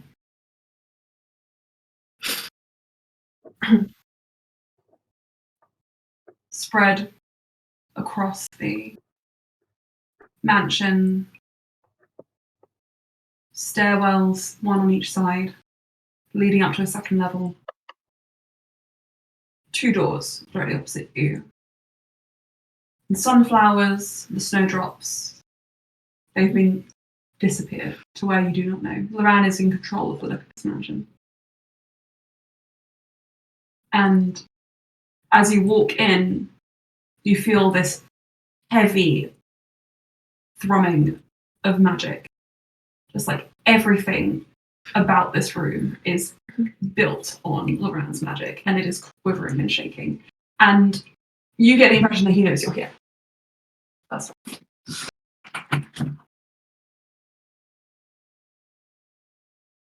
Alstaer. Alstaer.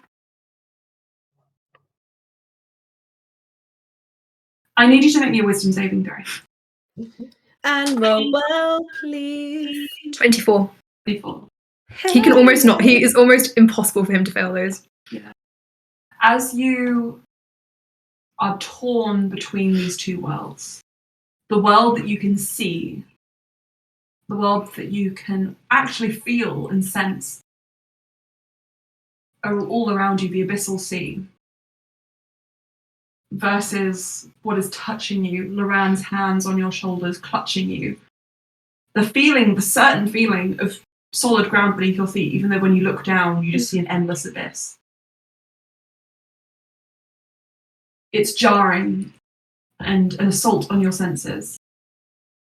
He grabs onto Luran as hard as he can. But you can't see him. And the ebb and flow of the astral sea washes over you. And as it does, every time that it does, in the sort of like 1 or 2 minute intervals come, you feel yourself being pulled further with its current. He tries desperately to hang on to Luran. Are you saying anything? Can he speak? You can try. I think he's just going to say... It's not going to help you guys. He's going to say, don't let go of me. Please. Luran folds you tighter. And when you speak, you're breathing air which fills your lungs like thick, viscous liquid. And you splutter and you choke and almost drown on the words. And That's our food. Lunch is here. We'll just get that and come back. Yeah. Right, I will quickly do some calls. Goodbye. Brianna with 2 G's. Yeah. The G's are silent. Okay. G. Yes, exactly. Yeah. Brianna. Ew. Yeah. Ew. Anyway, so. Alstaer. Oh. Not allowed what's our food. You clutch onto Luran as your only anchor in this sea. And he does not let go of you. He holds on tighter after you tell him not to. And you get the impression you can at the very least communicate with him, even though you can't hear anything that's happening. Okay. Does he start coughing if he starts feeling like liquid in his lungs? Yeah. Okay. You can do definitely.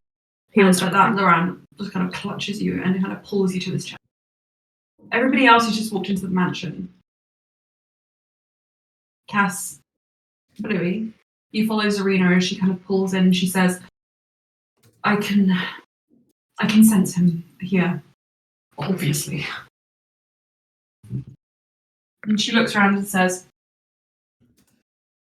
in the most non-threatening sense possible, don't be alarmed, this is somewhat like his lair, so just be careful what doors you go through and what doors you don't. And she walks quite confidently towards one of the doorways opposite and pulls it open. Inside, yeah. No, Bluey hearing that will stick close behind Serena. Definitely. She pulls on that. Could I do an intelligence check to see whether using the druid craft brooch I think I've got that so I can use it, would that affect my issues? What do you mean? How would you want to use druid Basically, craft? Cass is noticing that this place is completely empty of flowers and it makes her really sad.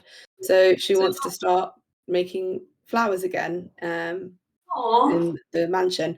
But she doesn't want to do that if that's going to cause her to like pull apart and hurt everyone else. That's what I assumed, so you're pretty okay. Okay. All right, perfect. Then as they walk through, Cass recasts all the flowers over the doors for the children. And she's like, my godchildren need their flowers. So she casts them.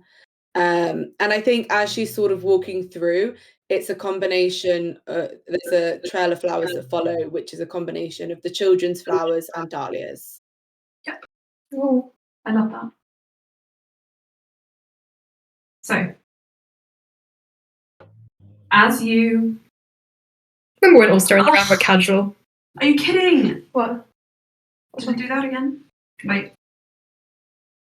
No, it's fine, it's fine. So it's the sunflower dahlia, and what was the other? Snowdrops. Snowdrops, that's it. Yeah, so that's the sort of... I thought his spells had completely reset again. Please don't do it. So you walk through here, and through this doorway you see Luran. He's on his knees with his back to you, holding Alstaer, or at least you can see a fragment of Alstaer, a mop of white hair spilling over the arm, which cradles his head. And you can almost tell that Alstaer is moving, but something is definitely wrong. And Luran is just bent over him. Could Slia have sent Shu in with them? You could do, yeah. Okay. Jaral is also with you, and at this point, just before you enter the room, is kind of looking, you can tell, for somewhere to stealth away, but these rooms are quite open. So he just quietly starts climbing across the walls and latching to the ceiling.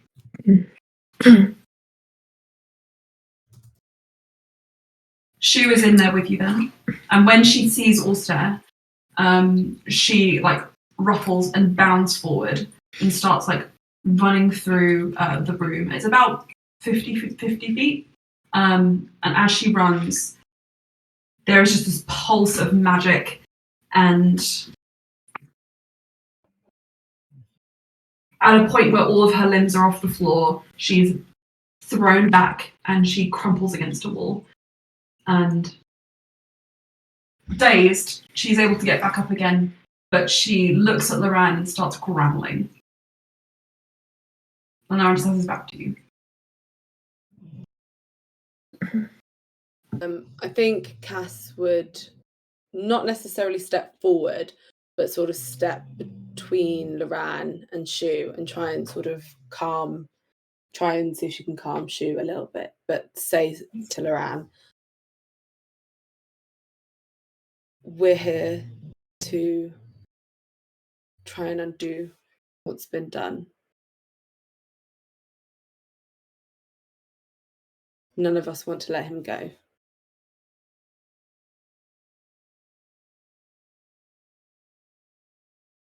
When you're done, Luran just sort of doesn't turn to face you.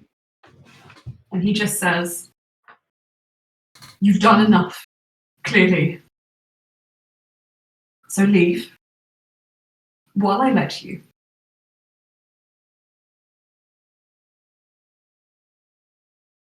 Nobody betrayed the contract and acted against Brian, not consciously. Elijah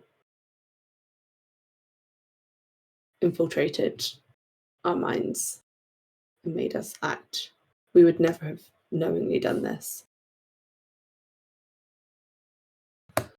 Just wanted to be known, I will not be naming Doral as the guilty party. As you say this, Zarina says, Luran, listen to logic, not your emotions. Cass is right. None of us would ever hurt Alstaer.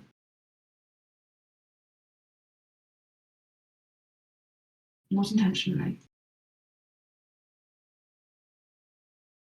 And at that, let's see. I will need... Anna's little eyes popping up every now and then. Like, oh no. Where did it go? Drama, drama, drama. Oh, I tell you what I'm going to put on.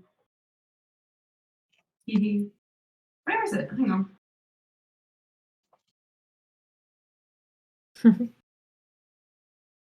Sorry, I'm just trying to figure out what the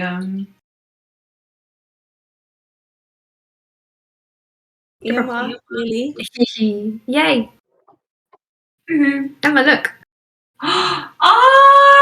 Wow! Mm-hmm. We got this for George. His birthday. Or was it Christmas? Christmas. Yeah, we still have to give you a birthday present when we see you. Yeah. Jesus Christ, where is this bloody spell? Lily, can you just give me the wall of fire? Yeah. Wanted it to be a secret. Fourth Not now. level. 4th level wall of... Just type in wall of fire on your Google. Yeah. I was just trying to go for it through his sheet so I could... Right, anyway. I will need all of you to make me dexterity saving throws, please. Yeah, give me a second. I'm just seeing.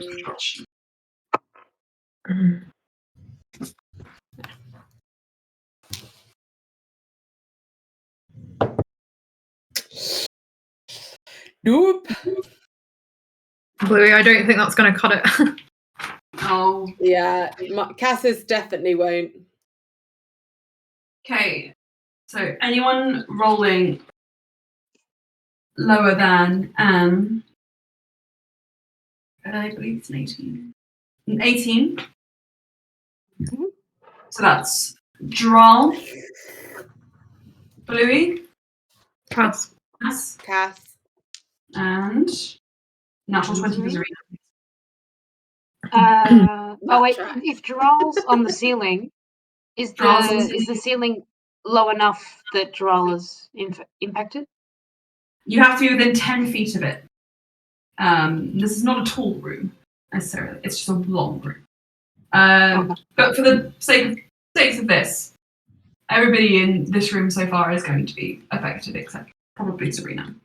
So this wall of fire is 20 foot high, 1 foot thick, and just covers the way ahead of you, obscuring all around and all stuff from your vision.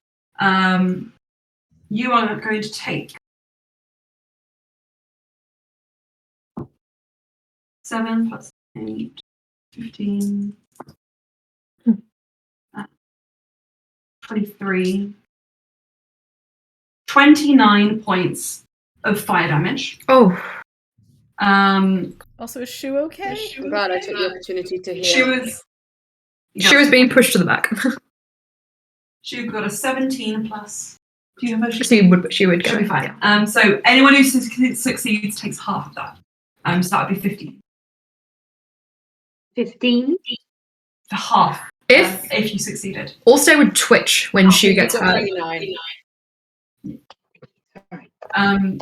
Yeah, Alstaer. As this happens, you feel the connection with Shu, psychic as it is, penetrating your mind. And there's almost like a whimper. Yeah, he grabs his head then. Mm-hmm. Luran holds you tighter. And I will say, through the cold of the astral sea, you feel a sensation of heat. Just ever so slightly. Not unpleasant warmth. It's definitely something. Yeah, he just holds his head, buzzing. You can't hear what Luran says. None of you guys. And I'll need all of you to roll me initiative.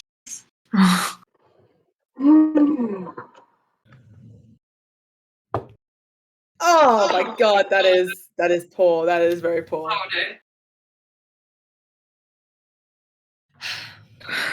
no. Okay, so Sorry, guys. My husband's a bit crazy. He cray. Cass, you always knew it was coming down to this. Oh yes. let me just put on some music for fun.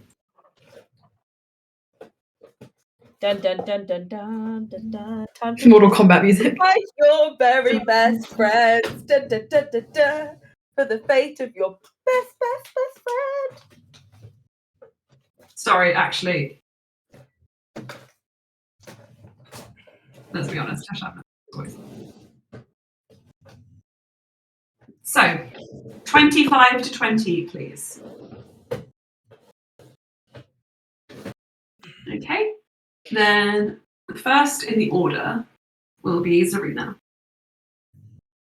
Good on her. 20 to 15. Ran. Followed by Gerald. Cruel is looking very tense by the door. He doesn't look very happy that he's got Sarazer at least is with him. Yeah.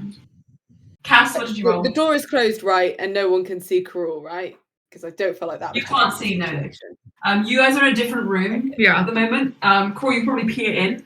You unfortunately probably more infuriated. He's stomping around. On the way there, I was placing shards of mirrors such that when you have the door open ajar, Oh my gosh, Cruel that's can see actually. Luran and Luran can see Cruel. Oh my gosh, did you buy those mirrors mysteriously from a merchant, never tell anyone what they were for, and then get kicked out of the game like the next week so no one ever found out? That's actually a meme. Fun. Basically, in the last week of Critical Role, whilst Orion Akaba was still in it, he spent 50 minutes buying mirrors for some reason, and then no one ever found out what they were for. He didn't talk to any of the party about it, and just wasted everyone's time. Oh god. Yeah, he was. Mm.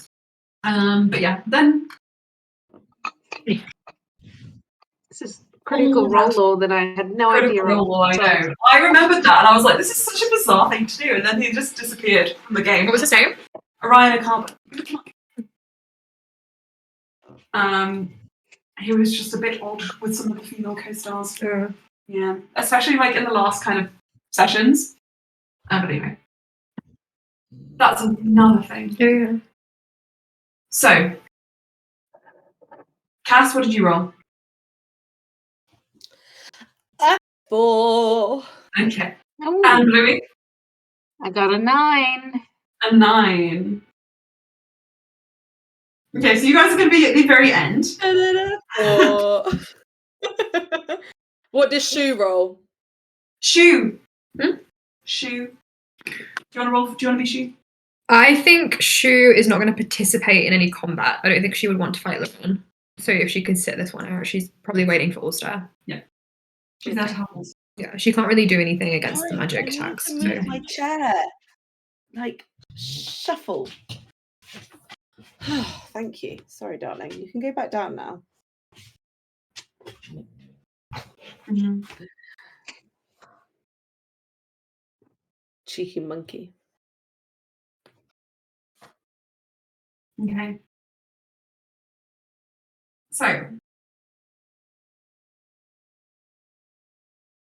Zarina instantly pats her chest, and just a wave of kind of silvery light with a pinkish kind of fey sheen washes over her as she casts Cloak of Invulnerability on herself.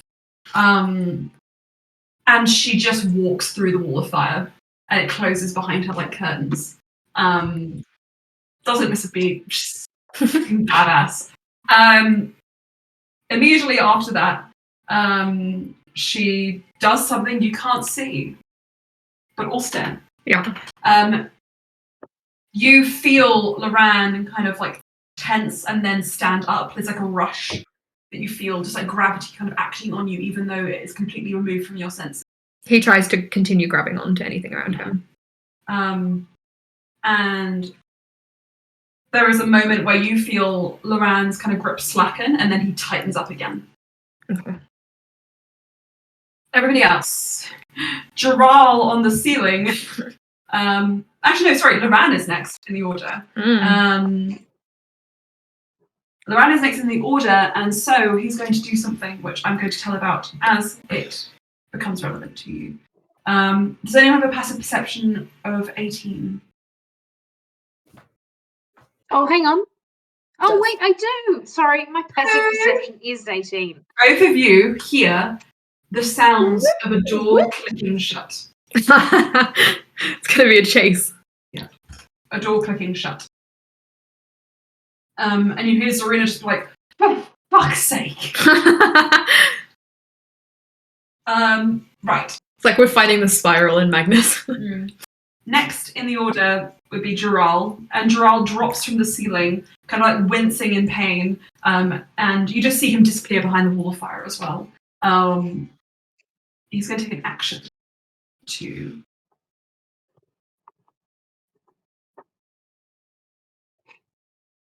So,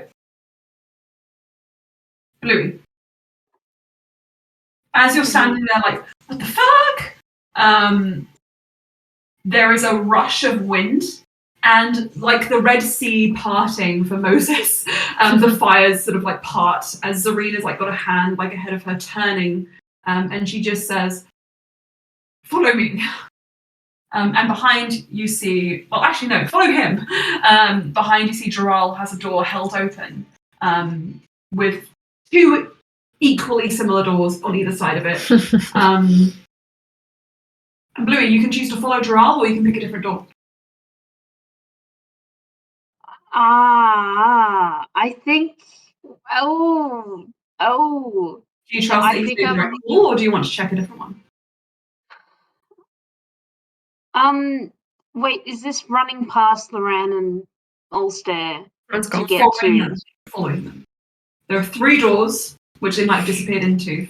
Jaral is holding one open, having checked to see whether it's the right one. Whether you trust his skills... Oh, are they... Brian and Luran not in the room? No. Okay, right. 3 doors have appeared where they once were.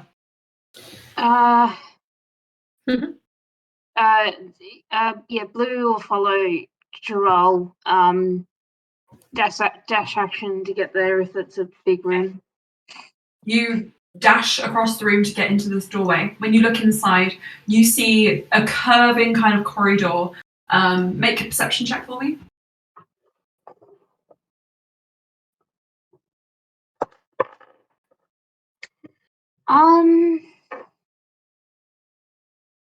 Unnatural 20.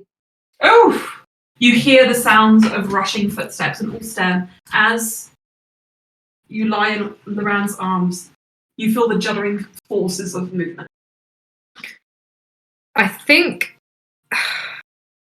all he can really do is hold on to Luran, but I think he's starting to get a bit panicked. He can feel the movement. Is Luran able to carry Alstaer this far? You get the impression there might be some... Okay. Then he just holds on. Right. And he might try and call out his name, actually. Mm-hmm. See if he can hear anything.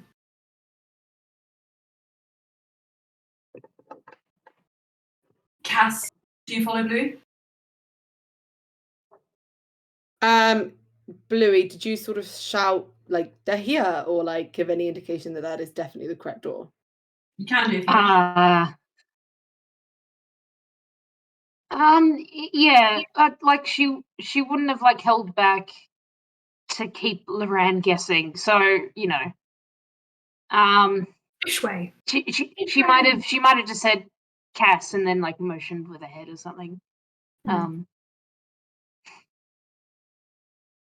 Yeah, I think Cass would follow. Is there a way that I can do sort of like... Now this is obviously up to DM discretion, but Cass obviously is quite familiar with the mansion. She casts forbiddance, so some of her magic is protecting it. Can she get... And she's cast lots of telepathic bonds with both Luran and Alstaer, and I think she's very deeply connected to at least Brian. Is there any way that I can sort of like have an idea of where they're going? Yes. Maybe an insight or something? Like the best. Yeah, roll me an insight check. With advantage? Yes. Is this Pirates of the Caribbean music? It's Assassin's Creed. Oh, praise be to advantage and to the brass dice. That is a 21. 21, okay. With 21, you kind of like feel the ground, and beneath you just feel like the currents of magical energy surging through this place, and you can feel the corridors disassembling and reassembling themselves as Luran wills it. You also feel a certain amount of magic affecting Luran, helping him get through here from the layer. It would be considered a layer. The layer here itself. You get the impression that whilst Luran is infinitely able to change the layout, all these doors have to lead somewhere, and you might be able to jump the gun if you try and chase him from a different direction, potentially using a different door. Do I have an idea of which door would be best from that roll? Roll me an intelligence check. Straight up. With advantage? Straight up. Oh. Damn it. Doesn't matter. I got a... Where is my intelligence? 24. Okay. With a 24, you get the impression, maybe, that the one on the left would serve you better. Okay, I think Cass would be like, nope.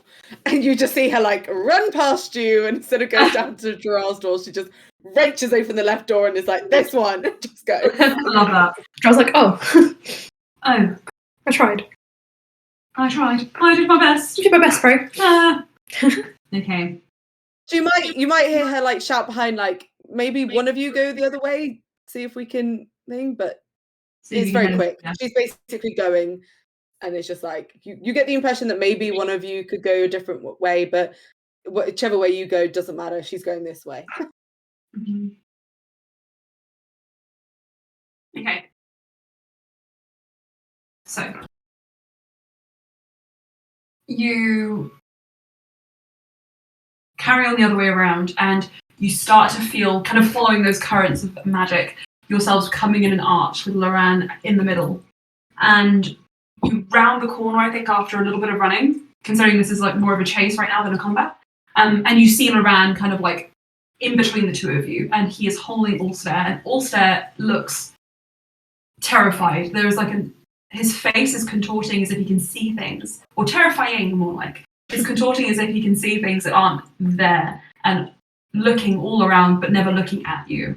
And he's holding on to Luran. I think as soon as Cass sees Luran, she will halt. She's not going to keep running towards him, and she's going to immediately just like scream, like, look at Brian, look at Alstaer. He needs help. This is serving nobody.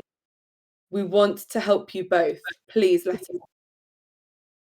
Luran to that would say, you've helped enough, and is going to sort of conjure a door beside him. But he can't do anything. Zarina's turn. Zarina will look at the situation, probably coming from Bluey's side of things. And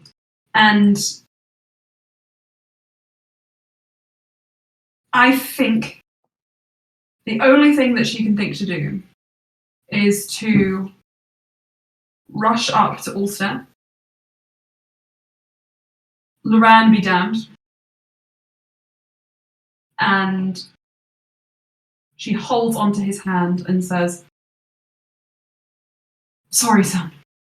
And starts to cast teleport, which Luran is going to counterspell, if he can. Can I do anything as a reaction to try and throw Luran off? Do you have counterspell? I don't know, but I do have some reaction spells, but I don't actually want to hurt him, so it's whether... 18. I don't know if you have silvery barbs, but it could force Luran to roll at disadvantage. And whoever has the next sort of action, give them advantage. I don't currently... I don't think I've really got anything that would help. Even if I could just, like, I don't know, shout something to try and distract him, rather than an actual spell or attack or anything like that. Does Alstaer have to be willing to be teleported? Yes. Okay. However, the counterspell rolls on the dice at 18 with the modifier. Serena's teleport action just kind of shudders and then snaps and it doesn't work. It doesn't take. But also, you feel another hand on you. I think when he feels another alien hand, he just yells and starts thrashing. Okay.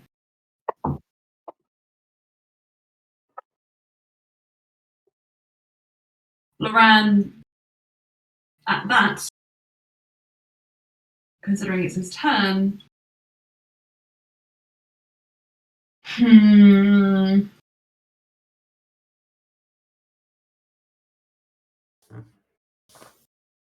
as an action, because he's used a spell this round, he is going to... This is difficult, because he kind of doesn't want to hurt his mum.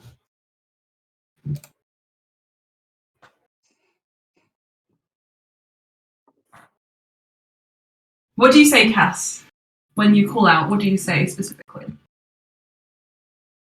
I think to be honest, I think Cass would just yell stop, because she has been very adamant that she doesn't want to take Brian away from Luran. She wants to help both of them. So I think she sort of just yells stop, but I think Luran can see that it's not necessarily... It's kind of at him, but it's actually more at Zarina. Mm-hmm. Okay. Because I don't think it's rapidly typing something. Say anything longer. Yeah, I think because she just doesn't want to separate Brian and Luran. She thinks that they need each other at this moment, but she just thinks that Luran can't see that he needs help is the problem. Okay. I'm sorry if Alstair's actions aren't helping. I'm trying to imagine what it would be like to be in like a sensory deprivation tank. Yeah. No. You've got to do what you got to do. This is the game, man. It's all trauma and sadness. This is the game, and we're all playing it. Big summer blood. Big summer blood. Okay. I just had to consult some D&D lore for a second there. Cass, I need you to make me a persuasion check with disadvantage.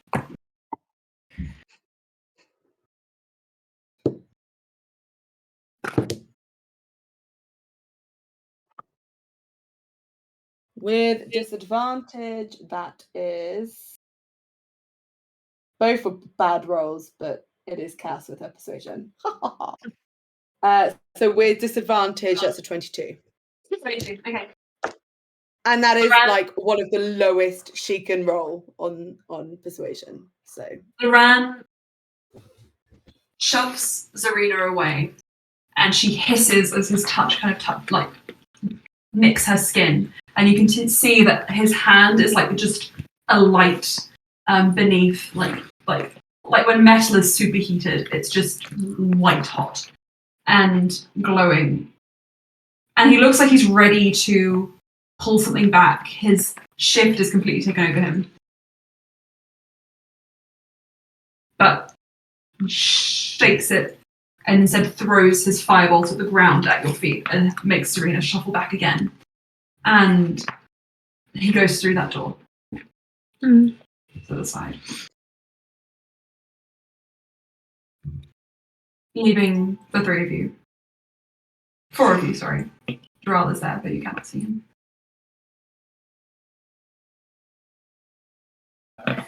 Next up in the order is Dural. There's a piece of metal in my food. Oh. Good thing we got a refund. It's not good. No. No. Well, good thing we're getting a refund. Okay. Next in the order. Dural. So, Dural jumps down and says, how many times are we going to follow him through these doors? We need to do something. We need to bring him to us. This isn't going to work. And the longer we chase, we're going to lose Brian. Serena just says, I can try and force the doors open, force the place to stay the same, but you're going to have to go in there yourselves. I can't fight and also do. Fine. Unless we go to the main room where their children are and we try and bring them there. You think Alstaer or Luran will react well to making bait out of their children? No, I mean, we're trying to we need to stop chasing. We need to see them in one place. Not making bait. We're not putting any harm. My godchildren will not be sacrificed. I think she's more like thinking of like a space where they can try and diffuse the tension rather. She's not using the children in any way, but she wants a space where a little bit of sanity might be able to come back, where Luran can think of something other than just fleeing. Serena says, I could open 2 doors, probably, with the amount of time that we have. One to that room and one to get you. I can't follow. That would be enough. Get Alstaer, get him out. I will come after. Okay.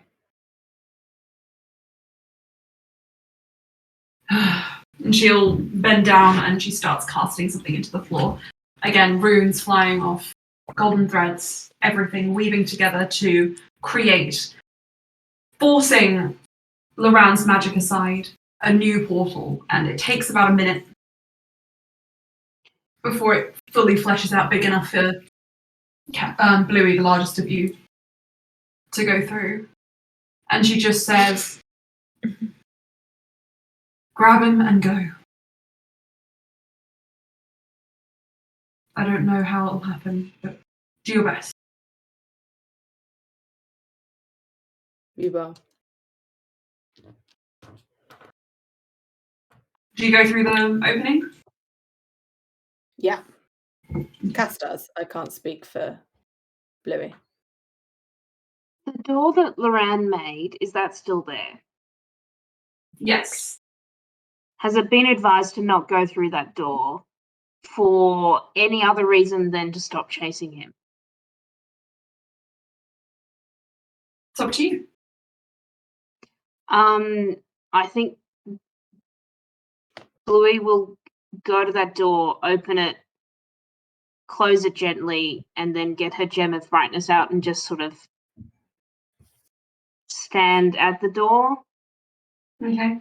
As an indication that she is not running. Okay. She'll just turn So the you're gem going on. to... I imagine the place is dark. Fairly dark. It's dim. It's dim. Yeah. Okay, so you're going to stand at the door that Luran made. Or the door that's really can at the door that Luran made and went through.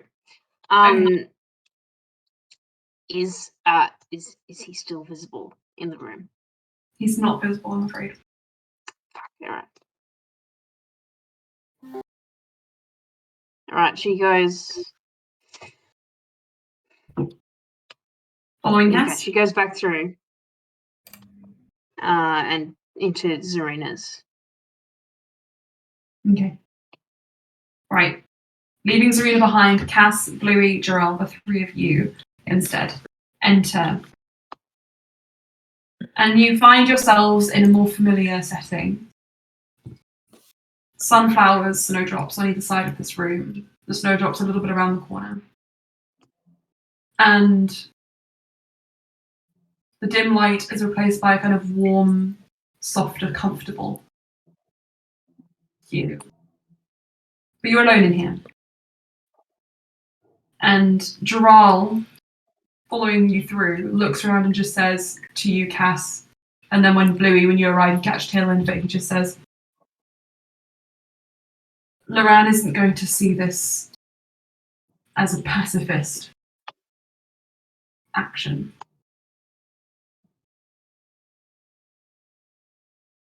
I think he'll see it like we're taking his children as bait. I worry you're right, but chasing them is doing nobody any good either, and only reinforces that we're trying to hunt them down. I think Cass would just be like, at that, she's just going to sit down and she's just going to be channeling Druidcraft and just creating basically like a complete like flower thing. And she's like assuming that Luran is very sort of keyed into what's going on in the mansion, and she's just basically channeling all the love that she has for her godchildren, for Brian and for Luran, into what she's casting. And she's just sitting there and she's just doing basically everything she can to send messages of love to Luran rather than anything else.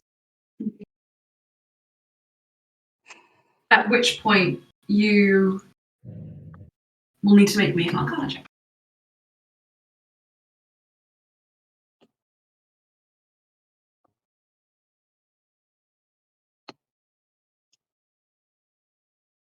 Sorry, what was that? An Arcana check. Arcana check. Ah, sorry, it completely cut out. Okay.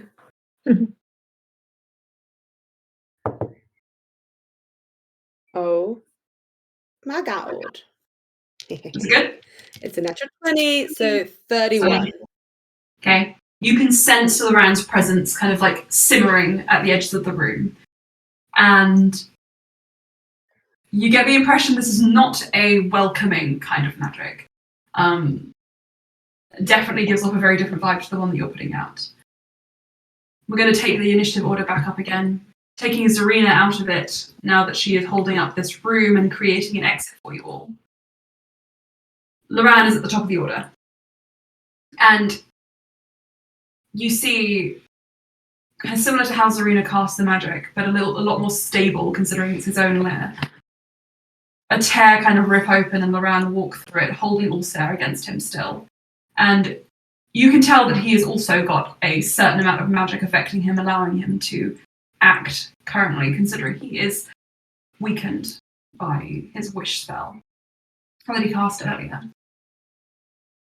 And when he sees you making the Druidcraft flowers, he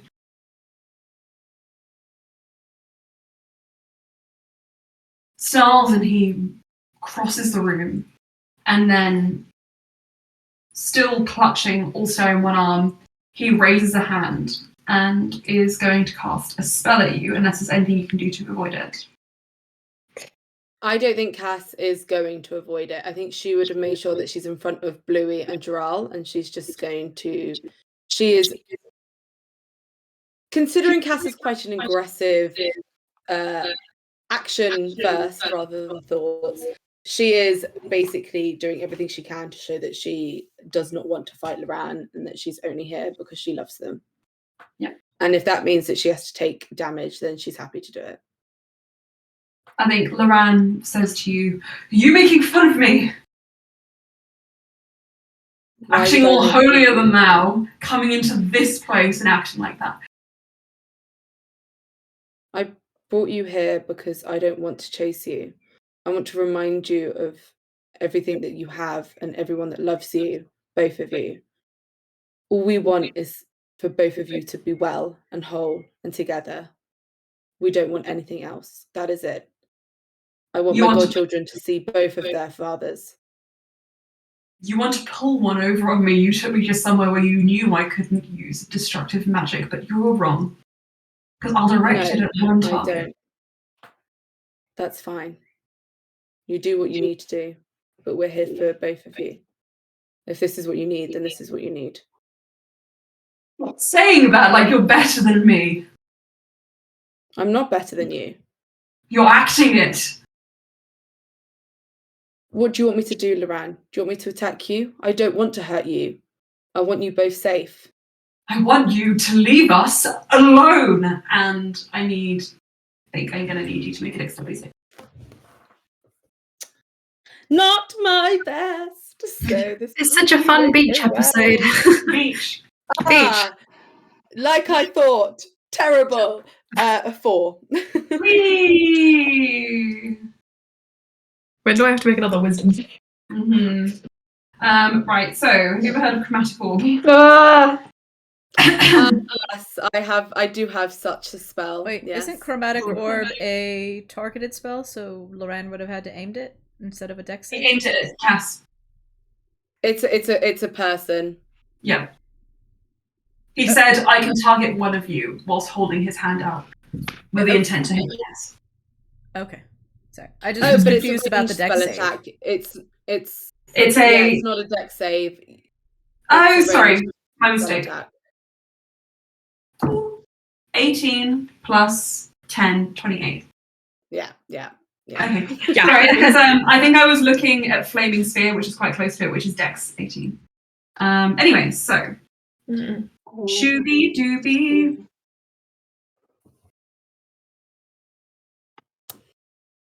I've also got a meeting in like 10 minutes, and I'm like, no, You're good. not the time. We'll still be here. Choosing, I think it makes sense to choose fire damage. I'm glad I healed up. Let's just put it there. 8 plus 7 is 15 points of fire damage to you. Hitting you square. Cash just takes it. Also does not condone the emulation of his friends, just saying. Anyone watching this can tell that Luran is, to put a word on it, insane. Yeah. He's not in his right mind. And he is not seeing you, either of you, Bluey or Cass, for who you are at the moment. Only what you kind of are representing, which is trying to take Alstaer out of this safe space. And Bluey, he turns on you and is just staring at you as if to say, get out of my way or you're next.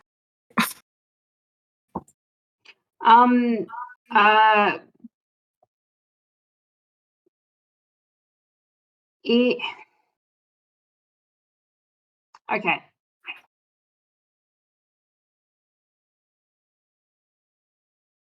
Bluey says back,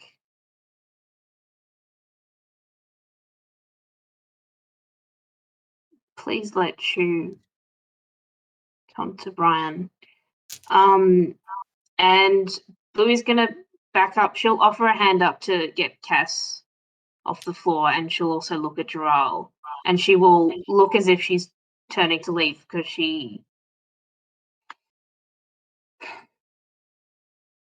I think Cass was like knocked to her knees at that spell, and I think she would I think she'd let Bluey give her a hand up. I don't think she's not moving back just yet. She's just looking at Alstaer because she's wants to try something. Brian consents you. And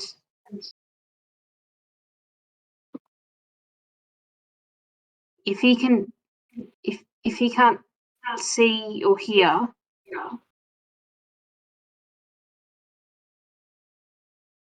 he can feel you, and if he can feel Shu there, Actually, no. Yep. I missed one. Do you want to look at it? Bluey will turn around and just start walking towards the entrance of the mansion.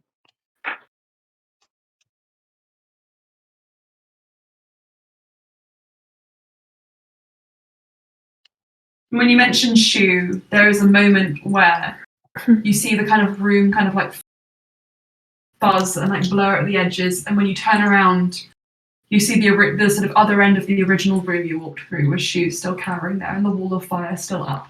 And she's kind of just like yowling at it and kind of like getting close and then jumping away. Like a cat kind of trapped almost. And you look back and these two rooms are kind of spliced together at Luran's will. And Bluey just little. I'm not going to say what Luran is about to do, but I'm going to instead say what Gerald is. And he slowly reaches out a hand and looks at Alstaer. Alstaer, what did you roll on your wisdom save? He rolled a 4, so it's a 15. Alstair, you just go slack as your voice, your movements kind of like are pulled away from you. And you're just catatonic. Okay. And Luran kind of yowls almost. And at that, Droll, hands shaking, just says, I don't want to do this. And he's going to cast Polymorph. Oof. On Luran. That's pretty good. If he casts polymorph on Luran, will Alstair be dropped? Yes. Probably. Oh hell no, because then Cass is next to him in the turn. It's just the thought of like, would Gerald do a thing that would, potentially damage Alstair? You want me to not do it? I'm not convinced yet. I just wanted to put it out there that it's You need to be dropped like a meter. And not even. I don't think. I mean, you're assuming he's going to polymorph him into something super tiny. Not necessarily. I just wanted to, put it out there. This concern that I had about physics, but I trust you, the DM, to know what you're doing.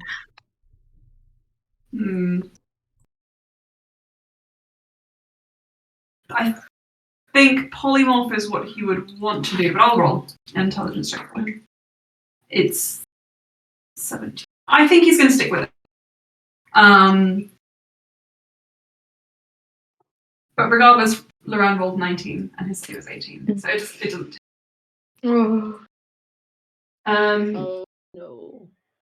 I wonder if Gerard can impose and still has an imposed reroll.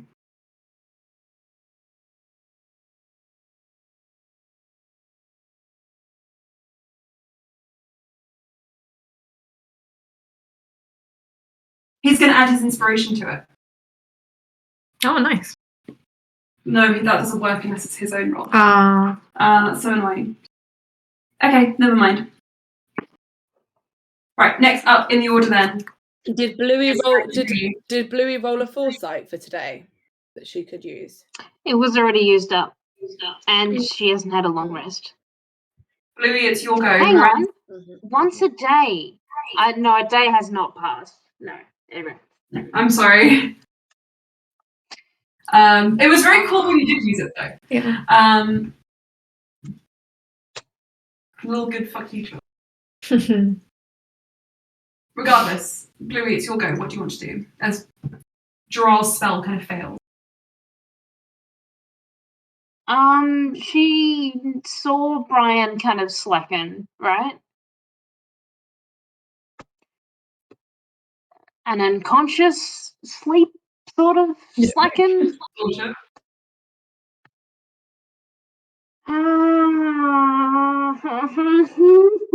Oh, Anna.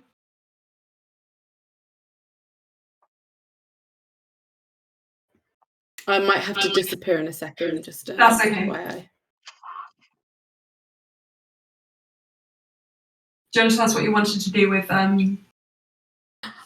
don't know. Okay.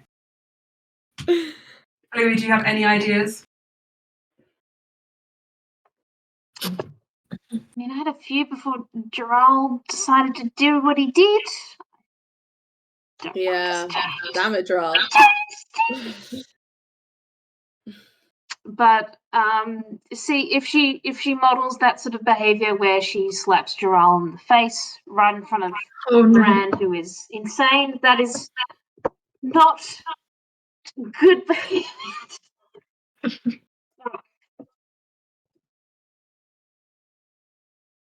Okay. You can Bluey hold your quietly action like to whispers. see what Cass does. Bluey quietly whispers, "Fuck."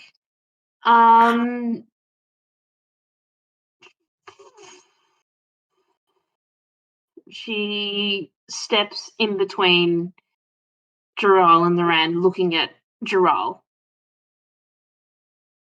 That's Okay. that's her turn. That's her turn. That's her turn. Okay. Right, that's it then. Cass, what are you going to do before your meeting? I don't know what I'm gonna do. I don't think at this point that all Cass is concerned about is Brian. So I think she's going to try and cast message or something so that she can see if there's anything she can do for Brian. That's all she cares about. Roll me a D100, please. No, this makes me very nervous. I'm going to use the brass dice because I want this to be good. Is that? I feel like. Wait, I'm very confused. I had. You have double numbers as the big number, and then the single number is the small number. So, for example, 80 and 8 would be 88. Or 2 zeros and a 1 would be 100. Sorry, no, 2 zeros and a 1 would be 1. So then 8. 8. Okay, you managed to get your message through. You were really close to it not going through. There's a 5% chance it doesn't work when it's to a different plane. Okay, what do you say to Alstaer? Oh! No, you could be gone. Shush. Sorry. I got a call from a client, and then we'll probably be called. Go away.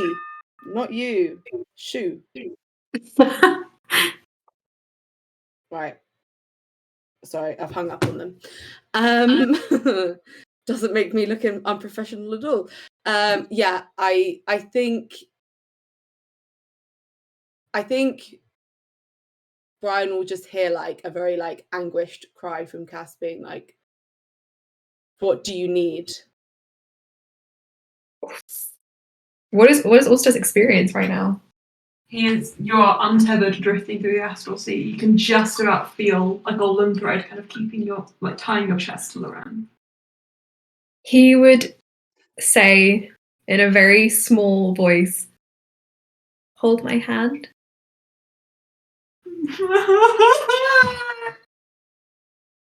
Oh my god. I think Luran would just see Cass sort of like, I mean, Luran has seen Cass. Oh, I need to tell you something, by the way. When Alstaer speaks, it sounds like he's speaking through water, almost. Like it's an echo to it. I think you see Cass sort of like completely shudder and like start crying. And she just turns to Luran and says, he needs me to hold his hand. Please, can you let me? And like she is like shuddering because all she wants is to like go straight to Brian, but you can see it's taking an enormous amount of restraint for her to hold off to at least ask Luran this.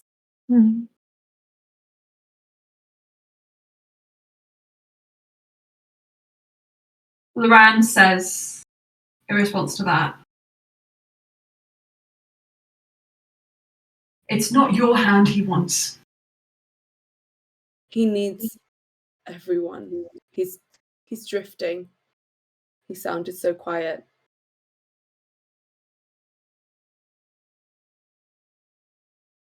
Please let me help."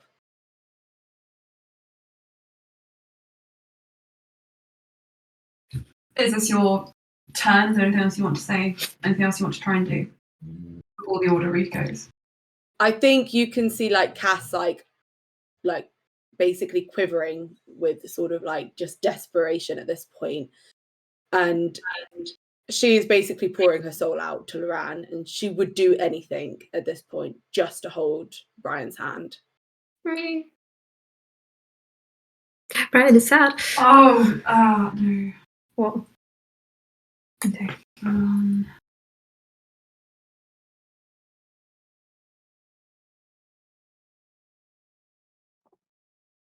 on.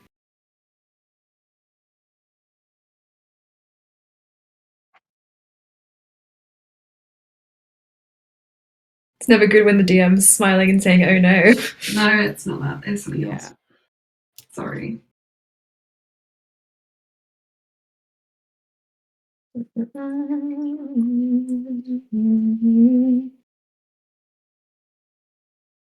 How are we feeling out there tonight?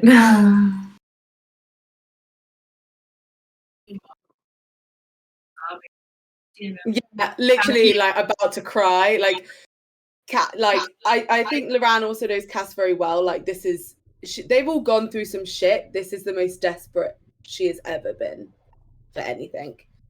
I am sorry. I am sorry. You're doing your best. Here's the door. He's gonna try to swim back. I'm just worried my boss is gonna call me for a meeting in a second, and I'm like, no.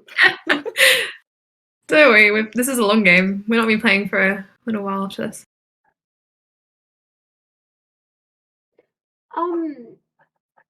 Luran, I'm going to need you to make me a persuasion check with disadvantage again. I didn't hear you. What was that? A persuasion check, please, but at disadvantage.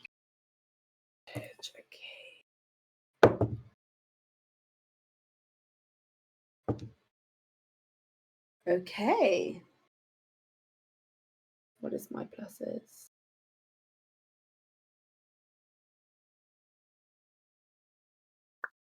With disadvantage, it's 31. Oh.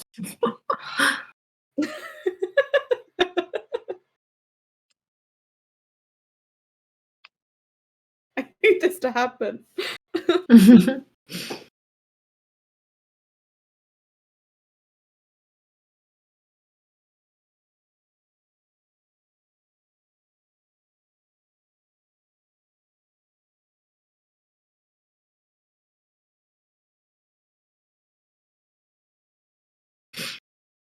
Some very thoughtful eyes. Luran says,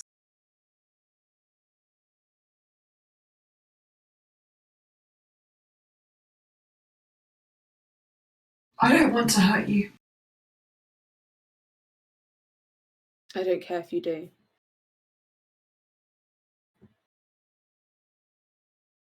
I'm going to make this easier on all of us." And not knowing, having not been in the fight, anything about the teleportation No, Luran. fuck-ups, Luran is going to cast Please. Dimension Door.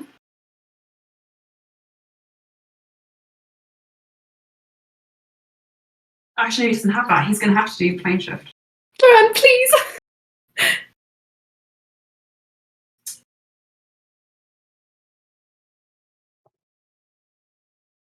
Alstair's not willing to teleport, by the way, if that means anything.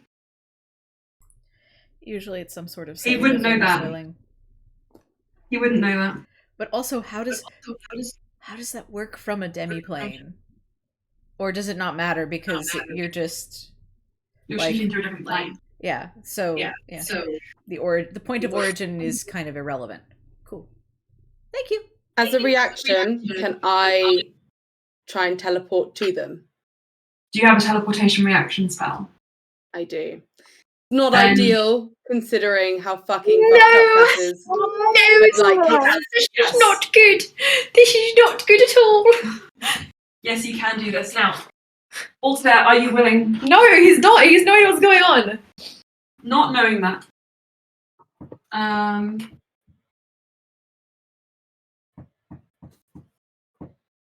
thought someone was knocking on my door and it's just my dog wagging her tail. It's like, what is happening?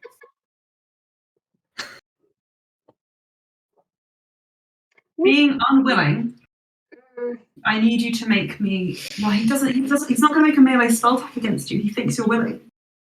So he'd have no reason to. But is it a charisma save? Yes, but he has to attack in order to make the save. And he wouldn't do that because he would think that Alstaer was willing. You have to attack?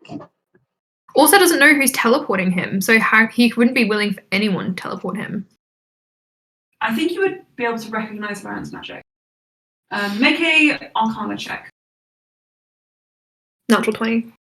You know Luran. Can you also sense Cass with that, with your natural 20? You could probably feel the conflicting magics. Would really Brian, difficult.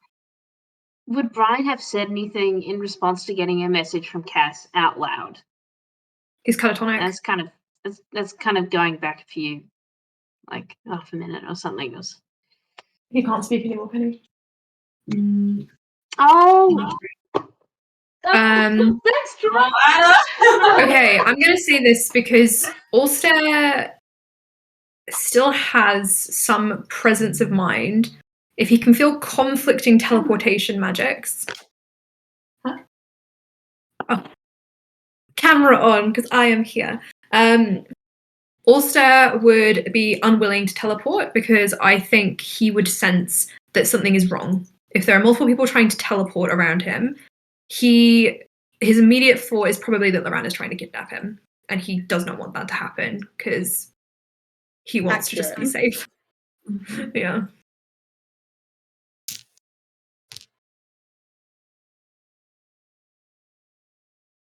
And I know that's going to devastate Luran, but Alstair would not be willing to teleport with anyone right now.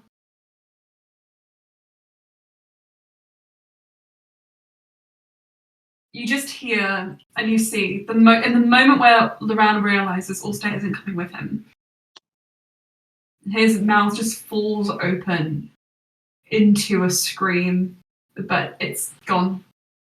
And there's like a surge of like heat, like excruciating heat. And then the smell of lavender. And in that case, if I can see that, because it was a reaction, if I see that Brian hasn't gone, can I not teleport? You can. You will be teleporting to him anyway, as a reaction to Luran's magic. Well, I suppose you can choose.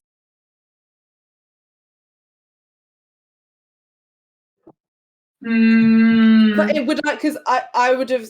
My thoughts were, as he started casting it, I would have started casting it. But if immediately Luran realized upon casting, like you'll lose the spell slot, but don't give a shit. No, yeah, okay. Cass would lose all of her spell slots. Infinitum, just to keep Brian here. Right, Anna, what do you want to do? What would you want to do? If it was Lavender Field, is Leander about talking to Karul and Slayer or anybody else attending to the house? But if that doesn't work, then never mind. I'm going to make sure he gets there first. Yep. I'm going to roll my D100. No. I need to put the charger in my Where does he end up? Oh wait, no, he's fine. No, well, it's not exactly. Where does he end up? he was one little dot away from the astral plane, which would have been quite funny. Yes, ha ha ha. So funny.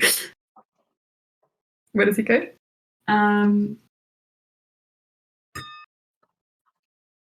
Well, he's basically in.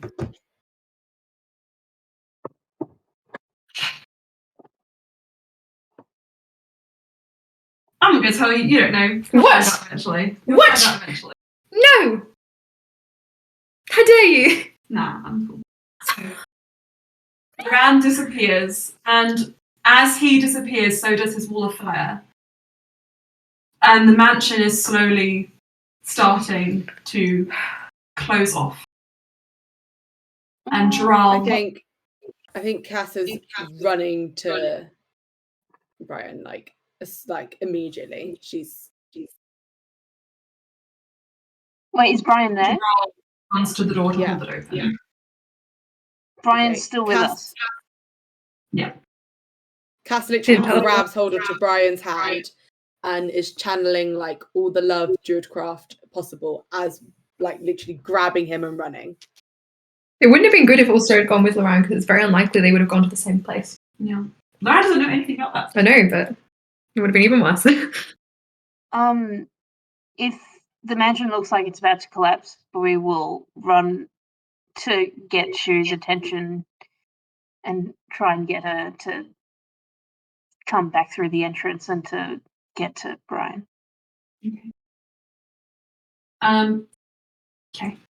Oh, I did re-roll where Luran ended up because it didn't make sense to our world that this place existed. Was it? The Outlands, but it kind of felt like a bit too much like Titania's realm. Okay. Anyway, Bluey, you go up to Alstair. Cass, you're at his side as well. And at this point, Gerald and Zarina both Zarina realizing that what's happening, closes off her opening and says, okay, so we're going out the front door, I assume. Cass doesn't even respond. She's got Brian and she's running. She's not even like, she's out. You princess carrying him. Gerald holds the door open whilst she opens up Zarina. his hand, like, literally. He's cute. Wow, when Brian next wakes up and feels Cass's hand, he'll feel one less finger. Unless that's... Oh, yeah, because it's Cass. Swiss cheese, Cass. Swiss cheese. Little nibble. It's remembering that Itojinji comic with all the holes. Oh my gosh. This is my... I'm going to just eat a tiny bit for my lunch. Because that was very intense. And now I'm hungry. And I'm so glad that my boss didn't call me during that moment. Woohoo! Fuck. Me too. Run! Also, you feel a different kind of weight. And I need you to make me a wisdom. 22. Okay, you're all right. You're starting to feel yourself again, but you know that Luran's no longer. Can I react at all? Yeah. If he feels Luran's not there anymore, he'll start screaming and thrashing. Is there anything Cass can do to sort of help? I don't know. Can I corral Shu to not crush Brian, but So we're out of the door. We're out of the mansion, right? Yeah, you are out of the mansion, yeah. As soon as we're out of the mansion, Cass like drops and is just like basically covering Brian with flowers and channeling Druidcraft and the little healing magics that she has. Whilst distinctly make it like, so it's like Druid healing and like obviously all of her magics now very Fae in origin and very distinctly Cass, and she's literally just like channeling that into Brian. Yeah. You see all of this. Go on. So here's an idea.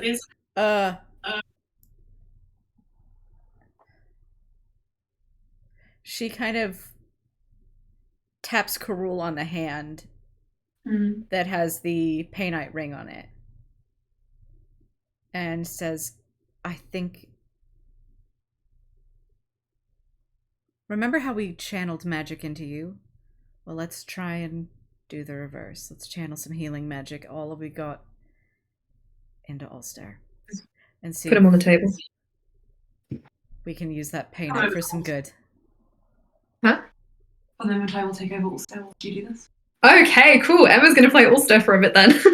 Just so that you can fully play out this game. Okay. So Alstair is put up on the table, still screaming, not feeling. Luran at his side. Slayer, what do you do with the Painite ring? Slayer lets Karul have control of it because she knows that he's attuned to it and she's not. Yeah, Karul will start examining Alstair, I think. Cass does not let go. Slayer kind of gathers Shu over as close as Some possible. random 19-year-old shot. Yeah, he wouldn't know who that is. He would be like, can I roll an Arcana check? Mm-hmm. That would be 17. Okay. And Slayer, what were you doing to help as well? Cass also. So basically, here's what Slayer wants to try and do. Okay. Slayer wants to try and channel every single spell slot she's got left and a divine intervention into this Painite to try and heal Brian. Okay. I would say that unless it's very clear what you're doing, Cass is like Slayer so looks on... like she's got she like kind of like touches Cass and is like, hey, you've got healing magic.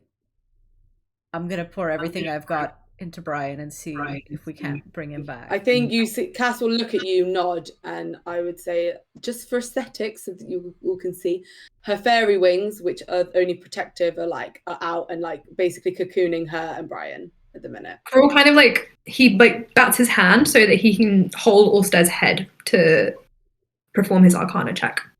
So he'll stand over him like that. And then Cass would sort of put her hand on top of Karul's.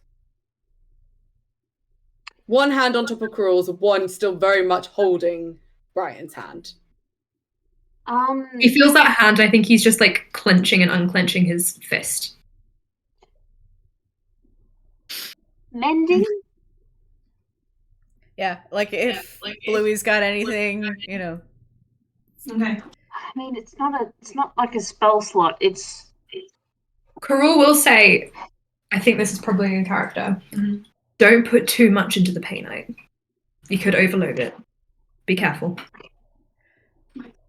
That's why I think you're wearing Serena it, there as because well you is know what I don't. So tell me when to pull back. Okay. So Karul will perform his Arcana check. Okay. I'd like you to roll it for me, please. I rolled 17. 17. Okay. Could Slayer also Can we roll give Arcana? Can we assist? Yeah. I mean, Well, the way I want this to work, I want you to tell me what magic you're using, and then we'll do a group check. Karul is using his basic Arcana knowledge, I think. That's fine. Okay. Is this for the Arcana check, or is this for... This is to help save Alstair. Okay, if we're talking about the sort of what stuff she's channeling in, she's channeling her Cure Wounds and her Druidcraft. Okay. Slayer is doing a prayer of healing, so it's a very level 2 10 a minute kind of ritualist casting sort of thing, where it's a very controlled flow of healing magic. Okay. And Louis, mending? That's still good. It's still something. And mending? And would you like me to roll a divine intervention? We'll do that at the end. Okay. So, I would like everybody, please, to roll me, of your choice, considering there is a bunch of different magic styles going on here. Arcana or religion. Would you like me to make another? You rolled 17, you can go at advantage. Very good. That will be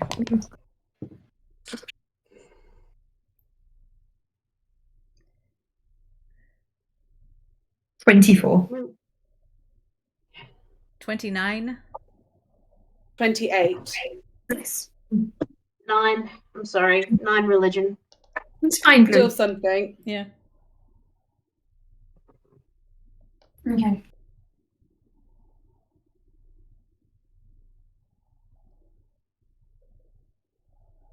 As your magic all surges together, Slayer, please do me your divine intervention. Come on, flip! Roll He's the gonna eight, open his eyes and it's just Slayer. Coral. He's like, ah! Come on, Is divine it intervention. 17 or below? Yeah. Roll the 8 I rolled earlier. Come on.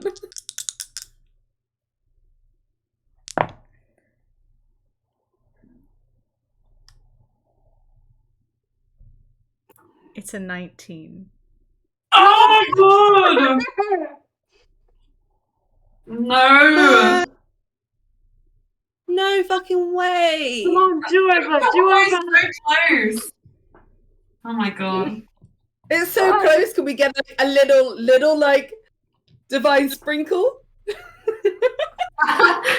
Please, some dear. divine rainbow, like one, like tens of Just like thousands. Salt Bay, like a little sprinkle. Some divine hundreds and thousands. Okay. If I was rolling against my own save DC, it would be on the it would be on the number, but So all of you watch as the painite begins to kind of glow a reddish sort of like light, and it spreads over Alstaer. And Alstaer, throughout your screams, you feel all these hands on you, all this magic surging. It's probably through you. horrifying. It's terrifying. Yeah. And amongst it all, there is just one thing that you know is Luran is not. He screams even louder. Then replacing that golden kind of thread that held you to him, you start to feel the kind of water almost rolling sensation on your chest, like healing magic. And the sensation like you're rising to the surface. His screams turn more to gasps, I think. And with a swell of red light, you just break through and your eyes open and you can finally see around you. Am I playing Carul or Alstaer now? Well, you can see, but that doesn't mean your mind is sound.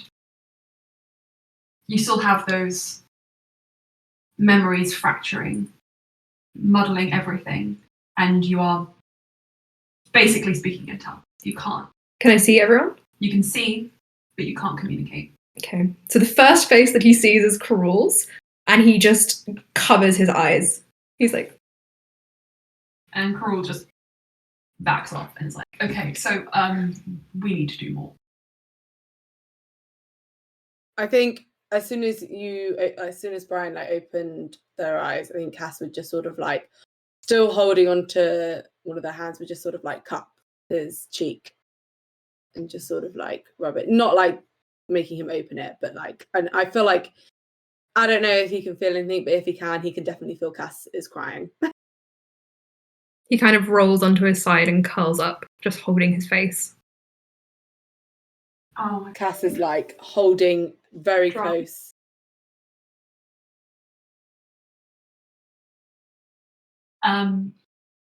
Realizing the situation is still pretty stressful,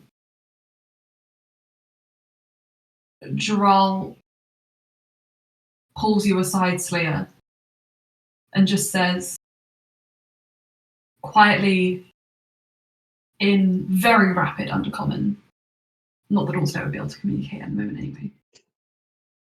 I can look. It's not my usual magic. I can look like I've got to go. Okay. We love you. If that'll help him adjust. It's only an illusion, but No. We need to find Luran.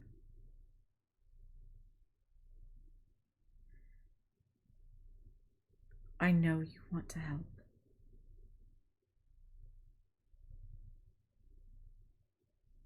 But that's not the way.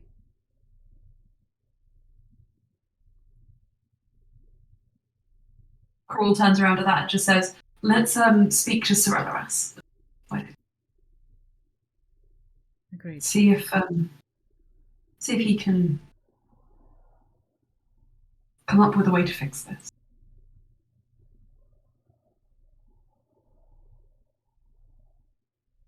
Zarina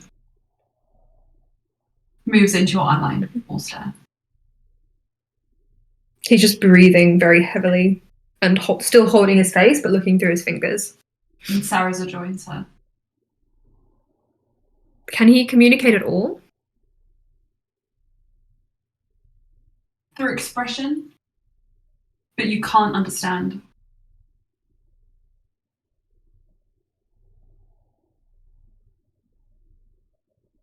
Can Slia move up to Alstair and give him the moonflower from his father? Yeah. Alstair, it's up to you how you respond to these signals. But that's all that they are to you. He kind of snatches the flower and holds it against his chest. And it looks like he's almost worrying the petals. I think... Can I use magic at all? You're probably not got the wisdom score for it. Okay. He's just fumbling the flower. But he looks like he'd probably be casting something if he could, but he just can't. Slia unwraps the snowdrop from her horn and places it in his hand. Again, he catches it and pulls it to his chest and makes himself even smaller. Zarina holds your face and just kind of starts casting a warm, kind of cooling magic to try and calm you. And even if it's somewhat forced calm, it does help your chest, your pulse lower, and your chest kind of like the heaving is like kind of more like a measured breathing now. And Saraza says, let us watch over him. You sort out whatever you can with Cerellaras.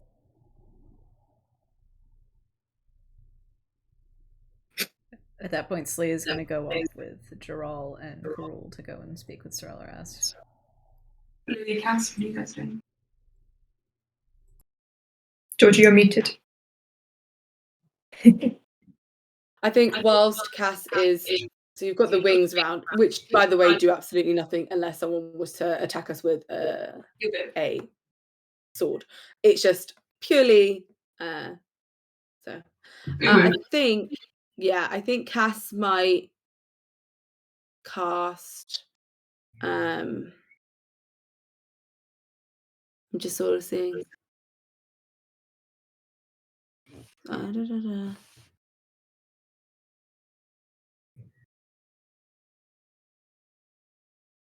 I think Cass might cast Tiny Hut around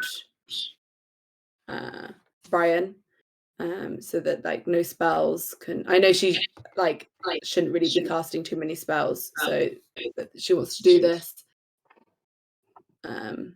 Or maybe Forbiddance, actually. She basically is just a bit concerned. One, she wants to protect Brian, and two, she's sort of worried that if Luran appears and just sort of like insane, goes crazy and just like grabs him and runs, like she doesn't want that to happen. So she wants to kind of create a safe space for Brian. What would be the best one to do? Tiny Hut or Tiny Hut would be the best. Tiny Hut? Yeah. A bit more of a sensory deprivation though. Yeah, and it's like just I think Cass will do that, and it's like like a 10-foot square, and it's the dome is opaque and it's any color you can choose, and I would say that it's the color of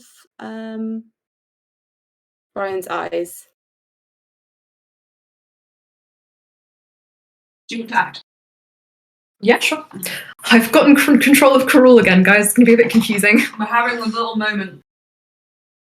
Okay, so Cass. So tiny hut appears, and it's the sort of a shifting color mixing between like Brian's hair color and Brian's eyes. Me. Wow. Berries and cream. Gerald waits probably on the outside in between these two spaces. And Karul, as you pass, he just looks a bit hopeless, and says, "I'll make sure no one comes in." Can we summon Solaris back? I was always here, and No. here is the door. Just kind of creaks open. We have two options. We'd find Luran, who I assume has been spirited away somewhere, and that contract. Let's discuss this inside. No business talk when we're not in my domain. Mm-hmm. Oh, They really are Helen from the Magnus Archive. Yeah. They're so much like they really them. are. Karul goes in.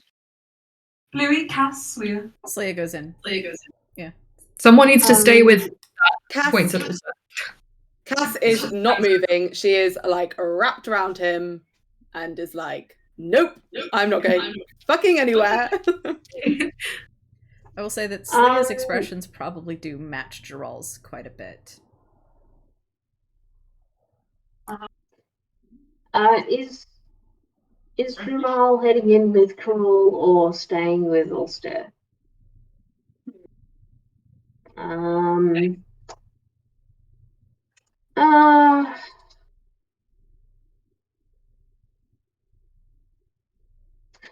No, she has more animosity towards Sorillaris right now, so she's gonna stay. Karul going in. I also feel like whilst Cass is like hugging Brian, she's like sort of like just whispering all of like just anecdotes and stuff and affirmations from all of their times together, and like how they met, like teaching each other languages, how they met, how she convinced him to go on a date with Luran, all of those things. Like she's just sort of doing all of that. He's just looking at you guys through like slightly parted fingers.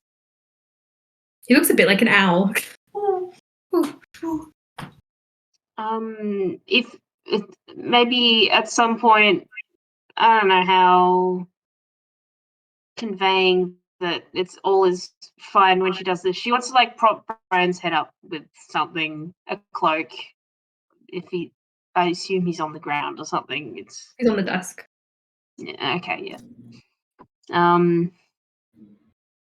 I felt like Cass would also have been like casting a bed of moss under him, Druidcraft.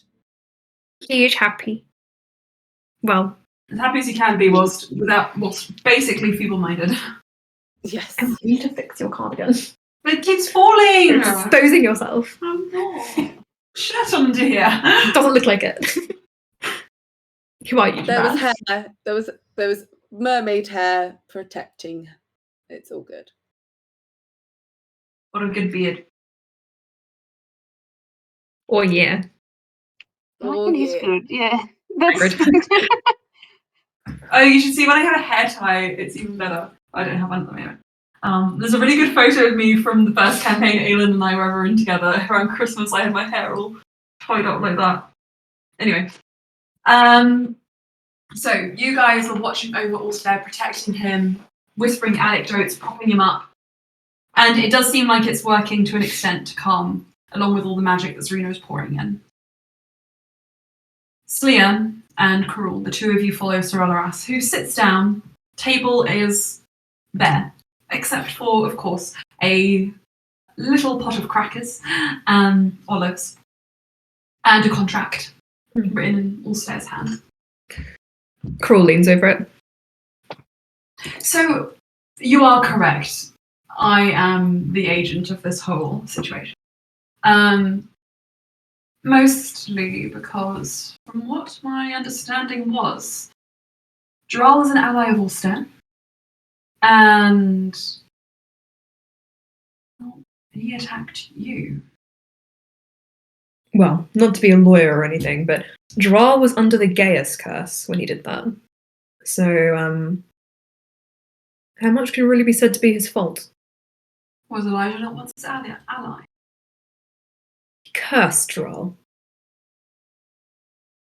Dural tried to withstand it. He stopped as soon as we withdrew Gaius. Sleer, what do you think I should do?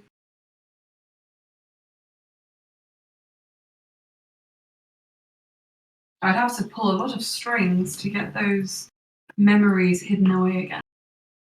It's possible, but I can't ensure that it will be perfect. What do you need? Motivation. We could let word get out that your contracts are a bit dodgy. Or tell us what you need. One of you is speaking in a language that I really understand. Crawl rolls his eyes and leans back in the couch.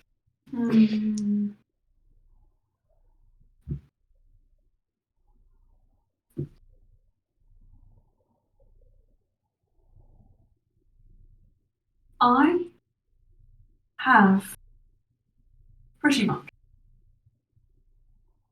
what I need already guaranteed from you. Asking for any more than this would be cruel of me. And don't forget, and I don't think you have forgotten, that I've done a lot for you to help you in all of these situations.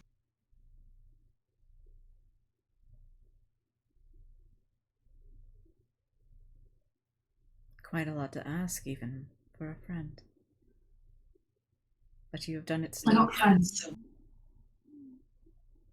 We're colleagues. They can't perform their job properly unless you fix Alstaer. Have you seen the way they all reacted?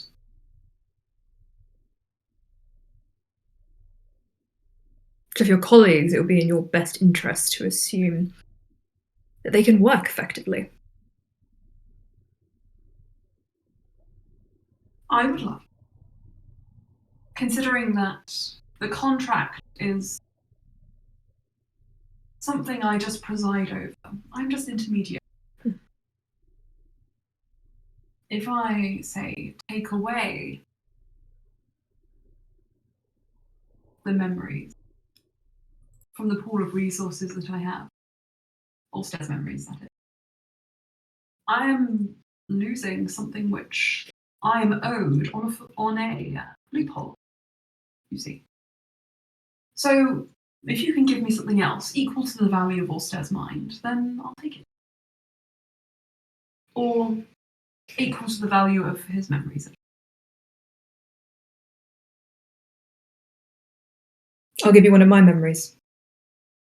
I've never had any memory charms performed on me. What do you want to get? What would Sorelaras want from Crawl? Because, I mean... It's going to be something interesting. Ooh. I think... Can I make an intelligence check to narrow the pool down a bit? Sure. Sleer, if you want to offer something, Sorelaras will say, if you can't find anything interesting... 22. Okay. If you can't find anything interesting, then offer me a little bit of your faith. 22. You're welcome to make some suggestions. Yeah, things that Sorelaras would be interested in. Okay, Sorelaras would definitely be interested in the death of your clan. Okay. would be interested in the existence of your sister in a demiplane. Would be interested in that's a bit hard. What's the third one? They would definitely be interested in your knowledge of painite. Leah. Cruel's like, If you'll give me, say, 20 minutes, I can find out even more for you. I can find out what's missing. What do you mean? Leah pulls out Odyssey's journal. I can see Cruel the looks past uncomfortable. 20 days history. And I can share the information.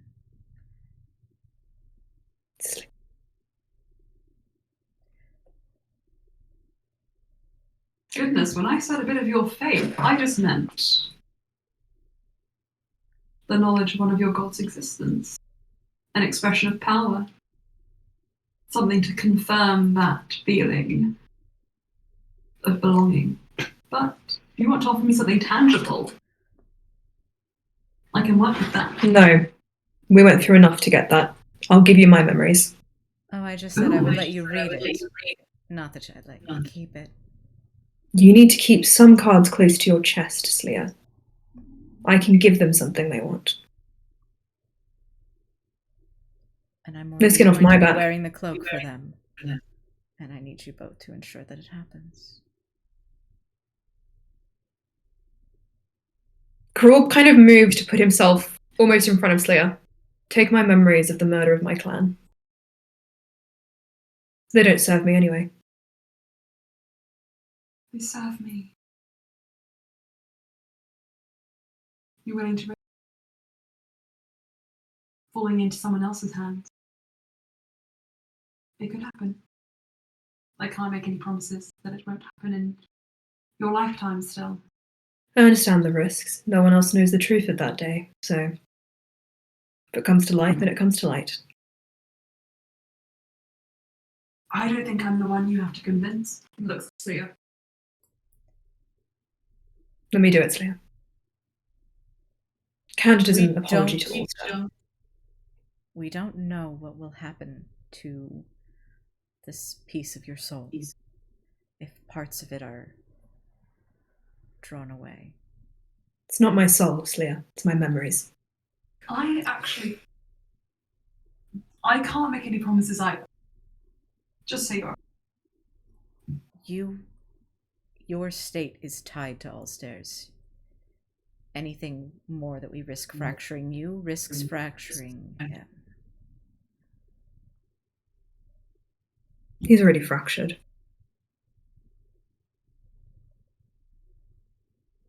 You know, Serenaras, how badly do you want these memories? Would it damage me? I could think of a few interested buyers.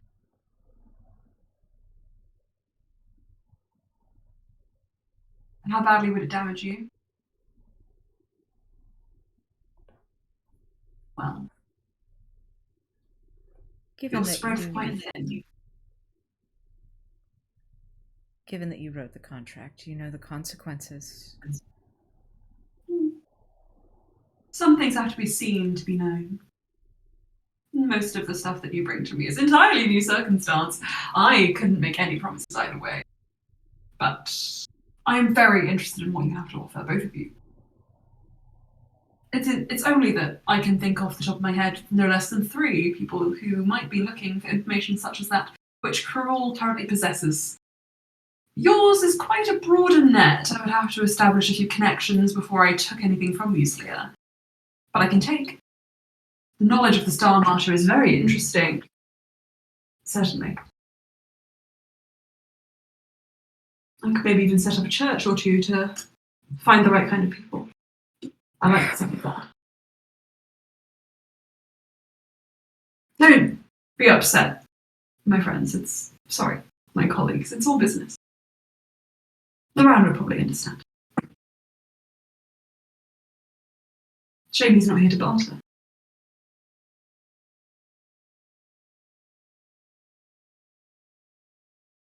You seem quite stressed, so how about I ask you a different question? Are you really in a position to refuse me anything? Considering the fact that I saved almost all of you, Bluey especially, from an internal battlefield, from hells, from God knows where. How many days would that have taken you all to come back together? Maybe 3, I think. And from the top of my head, yes, I think Elijah is probably in the town centre by now. I wonder what tourism in Milas is like. That's if he managed to navigate his own rifts. But you're probably right. I have a smaller memory to offer. Less of a risk. As do I. Okay. You know, if it's 2 small things, I could probably take both and we could be done with it. What do you have? Cool looks at Slayer. A memory of a vision. Ooh. That which Tell me seen in Sobek's organization. Where is that? They were fun. Tell me more. I chose a door, that which was the past, and saw ritual sacrifice, a maze in the moonlight, and how I got this. She shows her Ashbearer's mark. Interesting. Probably more interesting than just a book.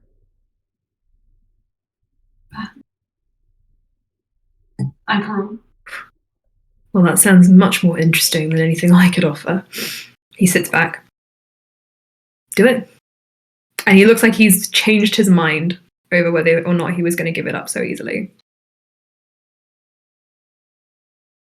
Can I roll an insight check? Yeah. Can I also roll an insight check? 14? He's very obviously decided that he would rather Slayer give up this than what he had. Ooh, I want to know what it was!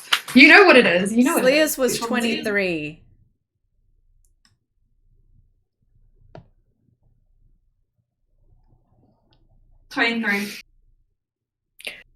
Karul has an almost sentimental expression on his face. Why? Don't know. Slea has an idea that it's probably a memory that involves Jaral, and Slea's like, no, you keep, like, that one. It's not a romantic expression, I would say. Even still. If it's some sort of sentimentality, Slea wants him to keep that.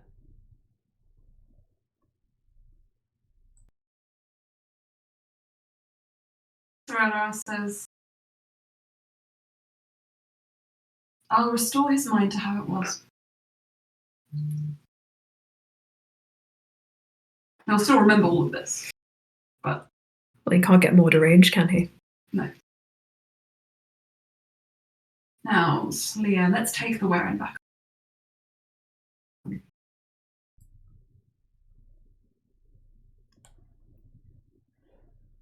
By all means. If all this sounds good, then let's make a deal. No. You reach out and you shake Srelras's hand. And pulling from your temple in like a sort of white smoke, those memories leave you. And you know you've given something up, you can't put your finger on exactly what. And they just fly up Srelras's sleeve and they breathe in. They stand up to their full 7-foot height. I think you'll find Alstaer perfectly agreeable. We should probably get Luran back as well, just saying.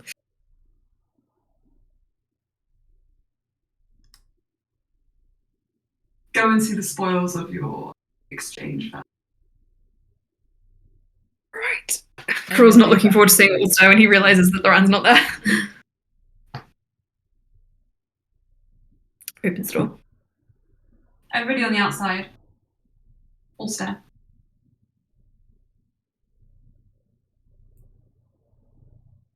Slowly but surely you begin to get a grip on your surroundings. Words which were formerly kind of lost to you slowly come back. What's the first thing you say? He kind of sits up, and the first thing he says is, "Where's Luran?"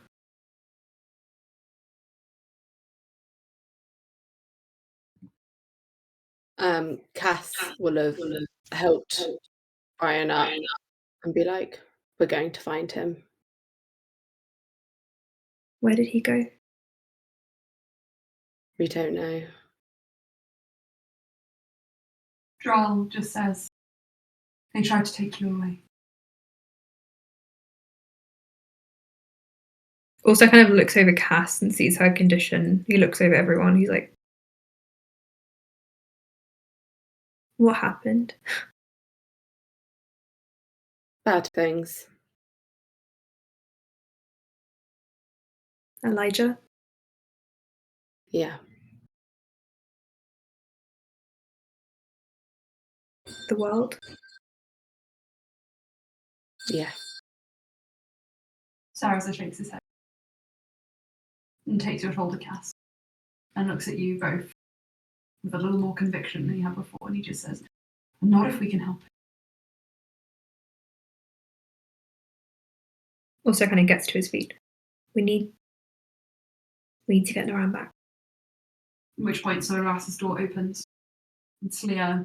And 19-year-old Coral? Also say, what? Should I hand Crawl back to you? A 19-year-old Coral appear. Also like, ha! They're not that scary. What happened? I fucked up.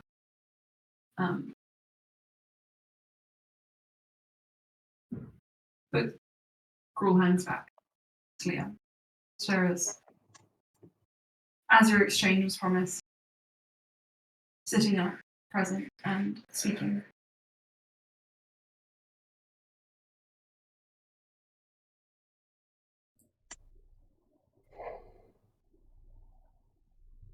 She's just kind of speechless. Yeah. Cass has not let go either and is just crying. Blue'd want to sort of gently touch a forearm or something. Okay, I'm gonna need everyone to fill me in at some point, but we can't leave Luran. Wherever he is, he's not going to be He happy. needs us. He needs you. Yeah. Serena says, we can track him down. I worry about how he will act when he sees you. Let me speak to He him. wasn't, he wasn't Alstaer, in a good way. there is something that you should know. There Yeah. are warrants for Karul and Luran. And the Messiah appears to be preparing for war. Because of me.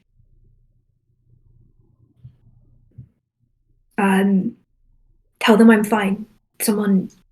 I have no more magic to give. He looks at Zarina. Tell them I'm fine. They won't believe me, I'm Luran's mother. You have to go yourself. Do I have time? No. None of you have time. We need to get Luran, and then I will speak to someone, and then we can go to Elijah.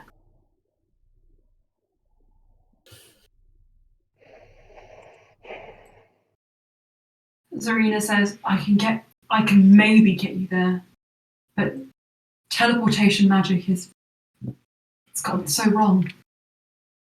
The only person or thing that seems to be unaffected is, and she looks at the door, Alstaer storms over to the door and smashes it open.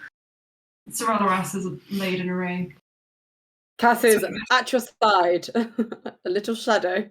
A little Swiss cheese shadow. Please help us find Luran. I already know where he is. Though,